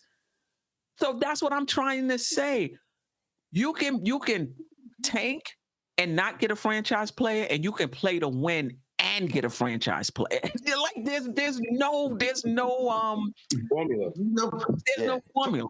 Now the most example, Cleveland when they drafted Bennett. Where's Bennett now? Bennett's trying to get in on the panel. Out of the league. He was the number 1 pick. Bennett ain't in it. Listen, Golden State had patience and loyalty to their draft picks and gave them time. No. See, you guys, if you've been watching basketball long enough, you got to look where Golden State was before Curry. So are you saying that Golden State didn't have the same patience with Anthony Randolph and all those other players they drafted before Curry? Monte Ellis was over there. Monte Ellis, Monte Ellis was good. The point these are false narratives. The bottom line is you play to win. If you're not good enough, you go into the lottery. And if you're fortunate, you draft a franchise player. Yeah. To me, the only thing that I would be okay with, that I'm okay with as far as tanking, when you're mathematically eliminated, fine. Sit your vets. Play your young guys. Let them get some experience. You know what I mean? If they win, I'm not mad. If they lose, I'm not mad, because now we have a better chance at a better position in the draft. But Tony, we're in preseason, and there's people talking about we need to tank right now. But Tony, hear me out though. Even when they sit the vets, you think these young guys really want to lose? No, I'm saying you live with they want to win the same way. No, but hold up though. But then when the young guys do win, the fans still get mad. Yeah, absolutely. But it's good for culture when they do win. That's what happened to us last year. Who was it? Moutier that had a game winner? One of them young boys is like, oh, he gonna win the game. Like, come on, like players ain't gonna want to lose. Yo, remember last year everybody was saying play the kids, play the kids, play the kids, and then the last few weeks of the season we go on a winning streak. Everybody's playing good. Oh my God, look at the Knicks winning these games. Like, what do you want? Like, what do you want? That's stress. That's stress. Yeah. Fred Wong, Knicks never took time to develop Frank. Had Jack in front of him. Knox had Mook in front of him. KP got traded. RJ's the only one given time to develop. Listen, he had Jared Jack in front of him for like 1 year, bro. Frank was not good enough. Let's call a spade a spade. Knox was not good enough. Knox, we can't say Knox didn't become a player because he had Mook in front of him. He didn't have Mook in front of him every year he was with the Knicks. You know what I mean? Frank didn't have Jack in front of him every time he was with the Knicks. We have to acknowledge the fact that you can't, every player given the same opportunity, working hard, practicing the same way is not going to become an all-star. Hey, that's not enough. Period. Steph, let me say something about the whole Knox thing, right? Knox balled out in his rookie year, right? So coming into the second year, we think he was going to take a lead. But when you bring Mook in front of you, I'm not saying that was an excuse not for him to digress. But don't you think that probably shot a little bit into his confidence, knowing that he was going to be the starter? No, because if Mook left. What happened when Mook left? Mook wasn't in front of him so the fact that you signed Mook, it just shot your confidence to the point that you never rebounded, even when he was gone. Even though you're when he's gone, beat him out. Years past. Beat him. Like, wow, he still didn't do it. Yo, I don't know. Same thing y'all was saying about Cam. Beat him out. On top of all that, if Frank would have had Jared Jack in front of him for a little bit longer, that would have benefited him. not hindered his progress. Absolutely, yeah. All I know is if you can like have a little competition, like Mook coming in here, if you're not mentally strong enough for that, honestly, I don't really want you here. And he still got minutes though. It's not like when Mook came, he went to the bench and he didn't get a minute. He still got minutes, so that was still an opportunity for Knox. And where's Knox now? On the bench in Atlanta, and we'll see if he's on the bench in Detroit. So when the Knicks players go other places and they sit on the bench, it just lets us know that the Knicks coaching staff saw it right. Yeah. Frank went to Dallas. He got some minutes. You got to give credit where credit's due. But he wasn't a big part of it. RJ is getting the time to develop because RJ can play. When you see him in practice, you know, wow, this guy is smart. He's making the right plays. He has some talent. He's going to be able to help us. It's not because, we're finally giving RJ. We finally got a player who deserved it. That's in my opinion when it comes down to it. Listen, there's a lot of things I'm okay with dragging and talking about, but talking about Frank Ntilikina is not one of them. Yeah, we must move on. That's Candyman right there for Knicks Nation. We must move on from Frank Ntilikina. Let me say this way about DJing. Shuttle, you are a great DJ. You know what I'm saying? But if I'm an up and coming DJ, and you invite me to open for you, I'm gonna kill you. You know what I'm saying? You're the headliner. I'm the up and coming DJ. I'm coming in there. I'm like, listen, this is me right here. I'm taking this spot. You give me an opportunity. I'm playing all the top 10. At the same time, I'm playing all the top 10. You got the spot. You're gonna annihilate me. I'm gonna be very careful here. I've played with some of the best here in New York City. I'm not even gonna mention names. That way, I can't say anything too reckless. But I played with some of the best, from the radio station to the clubs, and absolutely, that's my mentality. Like they're gonna know I was here. They might have came for him, but they're gonna know. They're gonna talk about me, and that's always been my mentality. And if you don't have that level of competitive spirit, I don't want you on this New York Knicks team. Yeah. I'll pack your bags. I'll take you to LaGuardia. No disrespect either, right? No disrespect to it. Listen, I'm doing my thing. You do your thing. Get yours. I get mine. And truthfully, some DJs have told me, yo, don't worry about saving no records for me. Go in, do your thing. Go ahead. Do what you got to do. Because they know. I mean, you got a whole bunch of music. If you're not a selector, say less. If you're not a selector and you don't know music, you can't rock the crowd. So by you playing top 10 and top 20, there's more music for you to bust the crowd. Yeah. And that's what Shuttle is talking about. When the DJ saying like, yo, go ahead and play what you play, because he knows in his mind that he has other records that could play, that could move the crowd. Do we think Rose is worried about what IQ and Brunson does? Absolutely not. Not because he got game. He gonna get in. He gonna do his numbers, regardless.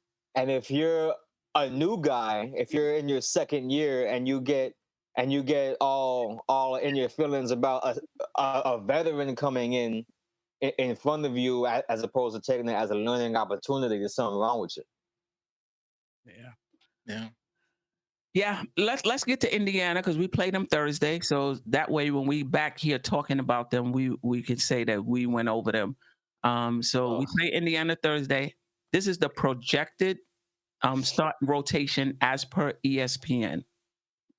Halliburton, Mathurin, the rookie, Buddy Hield, Jalen Smith. I think he was traded from Phoenix, if I'm correct.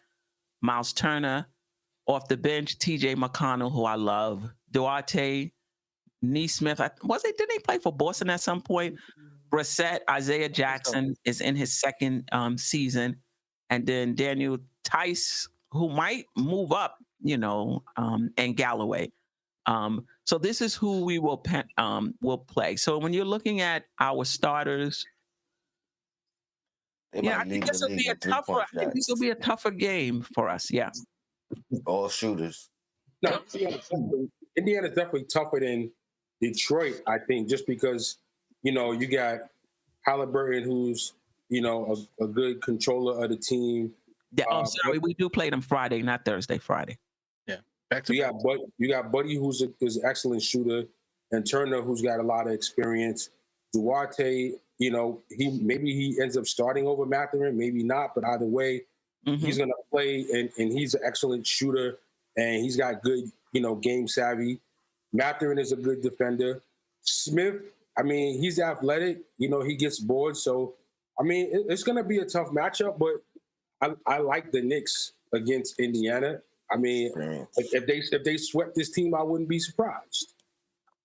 Yeah, and Turner and Robinson. That's I love it. That's Mitch being able to defend out on the perimeter, because that's where I can't say I remember when all the time, but he does spend some time out there. I want to Turner hit about 6 threes. He did. When I'm saying one get, all of a sudden he became this excellent 3-point shooter. So Mitch better make sure and get out on the perimeter and defend him and not make him look like he's Steph Curry. I think Mitch got him the next game though. That's true. That's true. I agree with that, Tone. But I want to crush this team every time we face them. I hate the Pacers. Yeah, the Pacers word up. Really? Yeah. I can't stand the Pacers. I despise them more than the Heat. But I live in Miami, so I go up more for the Heat Knicks matchups. But I despise the Pacers. I agree with that too. And furthermore, I don't like how they keep trying to make me listen to Reggie Miller's voice every time I'm watching the game. I don't like that. Right. That bothers me a lot. I don't like it. Especially in a Knicks game. Why is he calling Knicks games? A lot. Anyway. Yeah. Right. They trolling us like so bad. I cannot stand that. It's the worst. He's such a goober. I mean, I'm sure Sim will have his pregame show tomorrow before the Detroit game and Friday before the Indiana game, and he'll go through. He'll go through each matchup and see who has the edge. But just looking at the starters for the Indiana game, is there any matchup that intrigues you? Fournier and who? And Mathurin. Yeah. I think Fournier is probably going to wind up being the key to that one. Oh, wow. I'll go Brunson, Halliburton. Yeah, me too. Halliburton might have a little chip on his shoulder after having such an impressive, rookie year, and then thinking he's the face, and then being moved. And then Brunson, he just blue collar. You know what I mean? He ain't gonna let you get over on him. He gonna come back at you. I like that matchup. And Halliburton did damage in Indiana after he got traded too. So that's spot on, because the chip was already there. Right.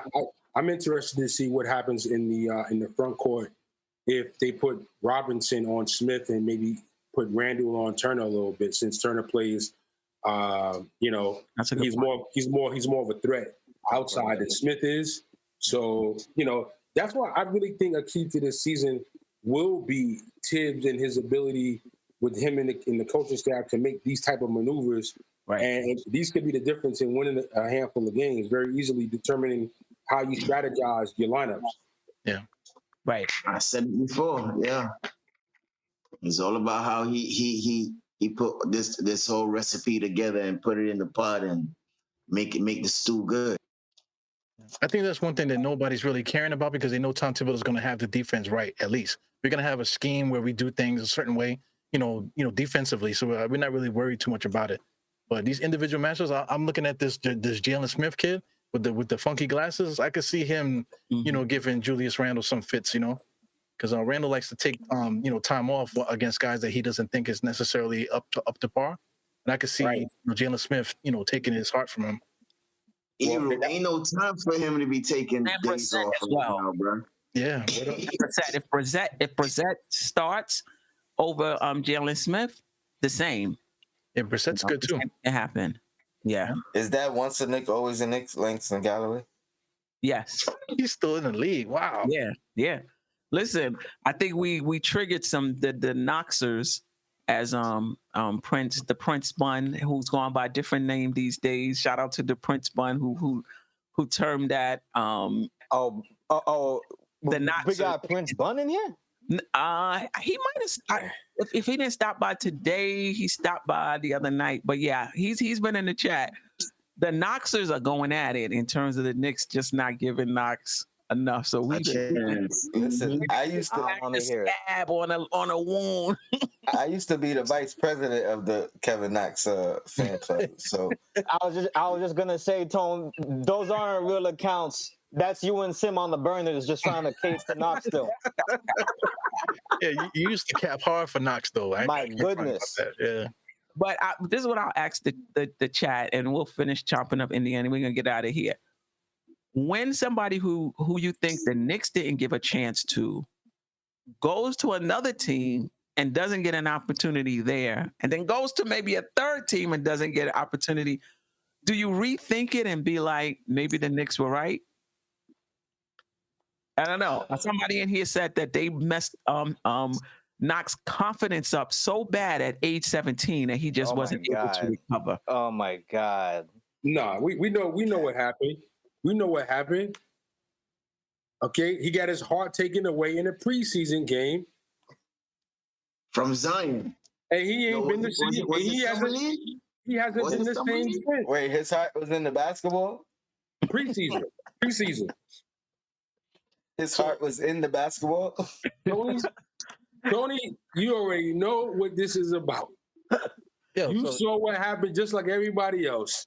He laid there on the floor. The Wizard. He laid there on the floor like a kid that had his ball taken from him at the park. It was terrible. See the Wizard, man. He needs to go get a heart. He never recovered. He's never recovered since then. He's never been the same. Yeah, and boy. I'm sad. Zion put him on a poster, boy. Year one, I was a believer. After that summer game, that preseason game has been downhill ever since. Hey, Kevin Knox is the 10-man. Kevin Knox is the 10-man. Freaking Frank Ntilikina is the scarecrow. You know who's the lion? Who's Dorothy? You know they need to find their way home, man. KP. Emmanuel Mudiay is Dorothy. I thought Frank was Toto. You know, I'm a dog too. It just made me sad. It made me sad when we drafted quickly, and he was playing with Knox in the preseason, and it looked like he had got Knox his mojo back and like unlocked him, and I was like, "Yo, like maybe that's what he needed." And then the regular season came, and then Emmanuel quickly was still balling out, and Knox was just not, bro. And I was like, "Damn, son, like." Shit. Your homie came here after you and passed you up like that, bro. Come on, now, son. Yeah. Anyway, Greg said it's something about it's the Knicks because it took them. Look how long it took them to sign a first-round pick. Yeah, to me, that's not an indication. It's an indication of how badly the Knicks have drafted that there was nobody worthy of getting a second contract. Because I can't look back and see who they didn't sign and be like, yo, they should have signed that player. Who you want? Ronaldo Balkman to resign? Who you want? Clay Anthony Early to resign? Second round picks wasn't too shabby though. Right. I mean, what you want them to double down on the mistake? You want them to be a politician and double down on the mistake? We made a mistake drafting you, and we're going to double down on the mistake and sign you to the second contract. It's just an indication of how poorly they drafted. Be honest, y'all. If Clay Anthony Early hadn't been shot, we have a ring right now. We have a ring right now. I promise. If Clay Anthony Early, that was who we needed.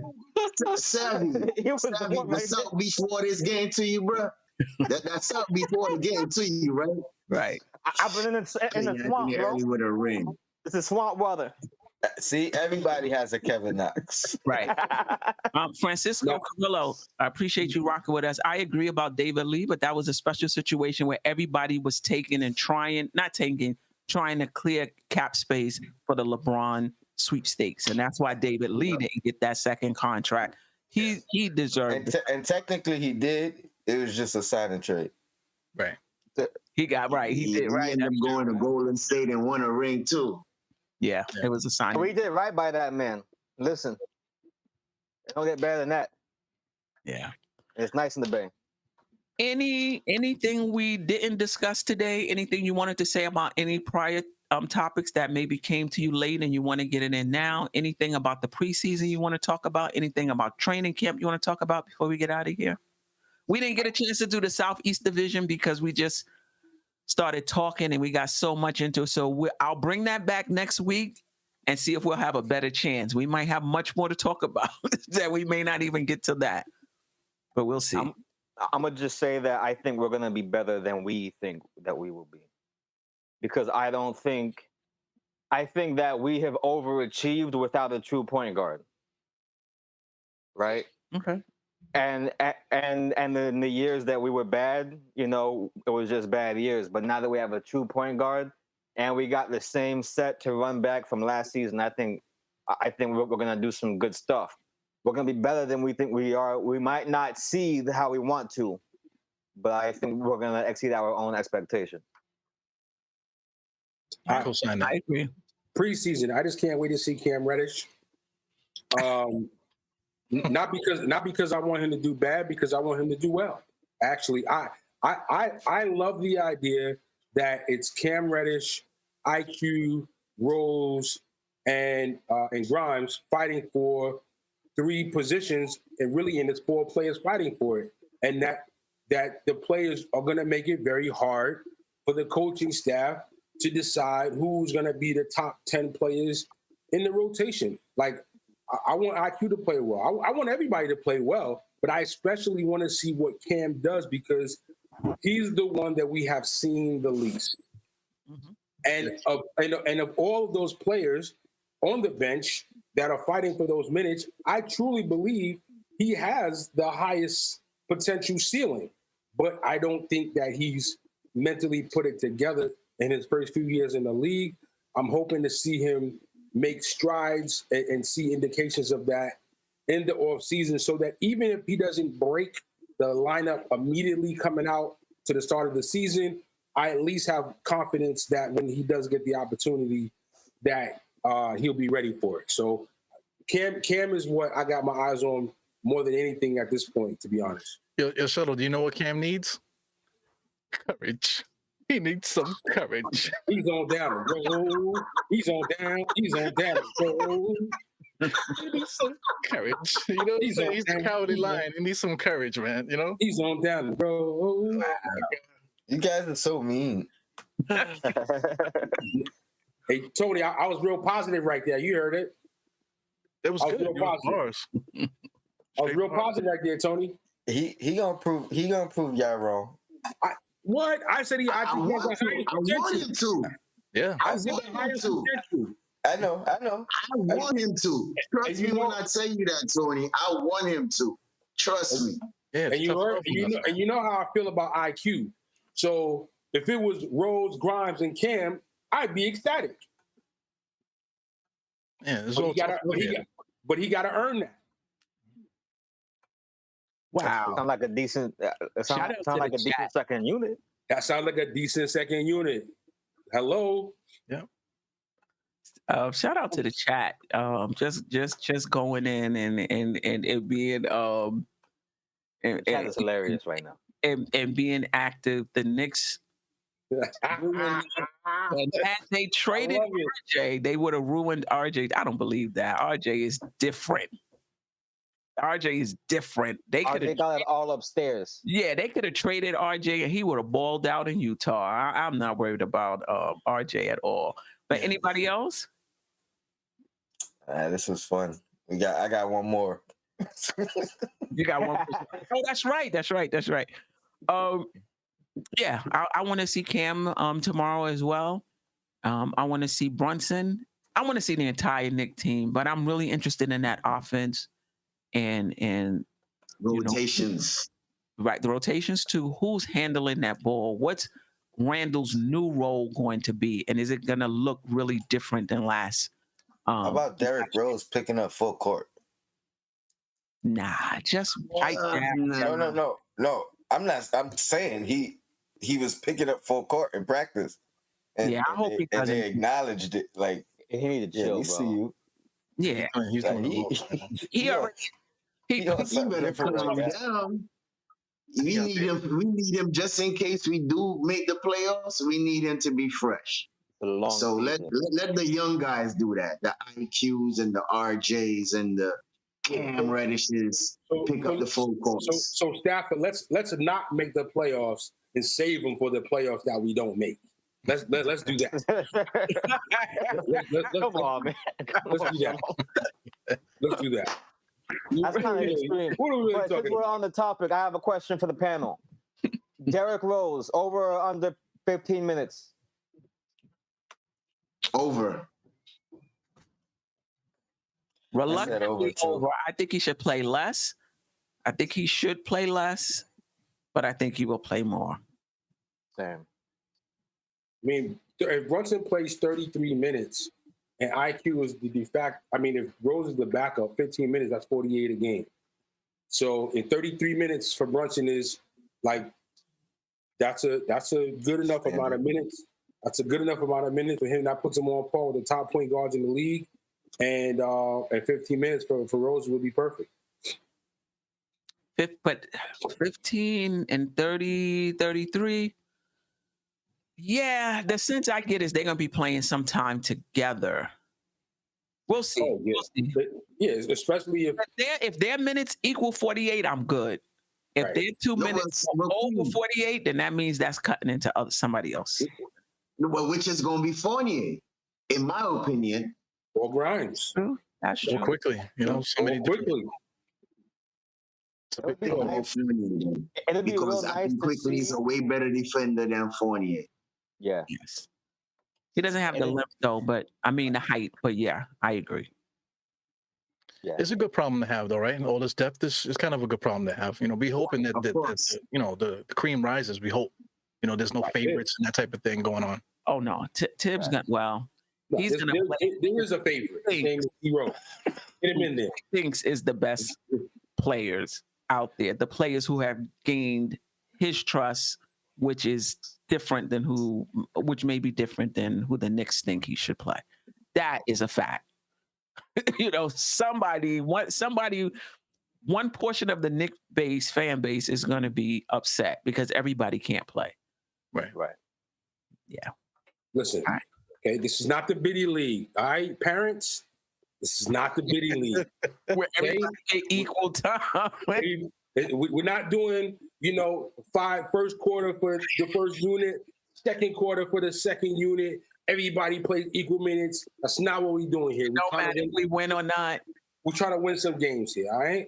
Yo, man, those are some tough years coaching, because I coach both. I coached with kids where it was like that, and then I coached with older ages where it wasn't like that. And parents come at you like, listen, Herm Edwards, we played to win the game. We already know. We already know why we here. Sometimes you got to tell your son that he's trash. Your daughter is trash. Yo, baby, you're trash. Maybe you should go do something else. Like sometimes you got to tell them that. Yeah, swimming.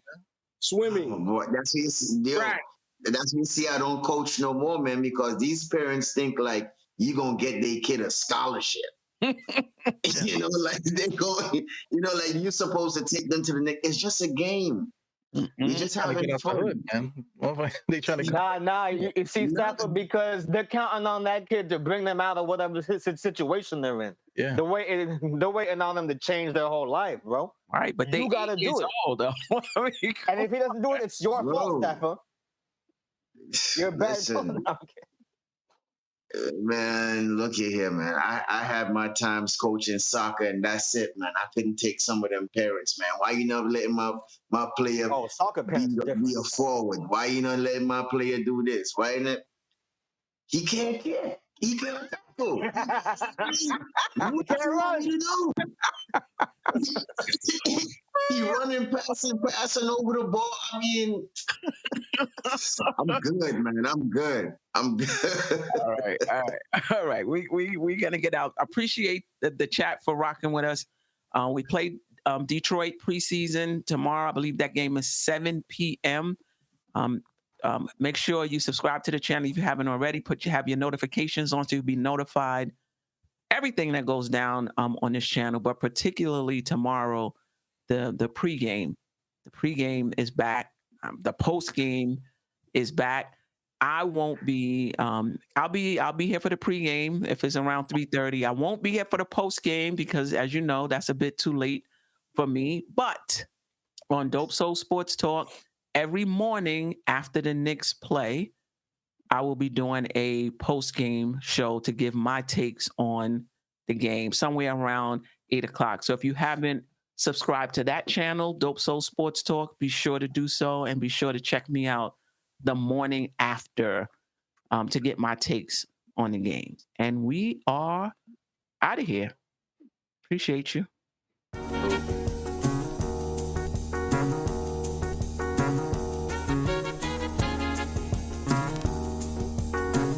All right. We are off. So Quinn, That's 2 shows in a row that we ended. on those nights.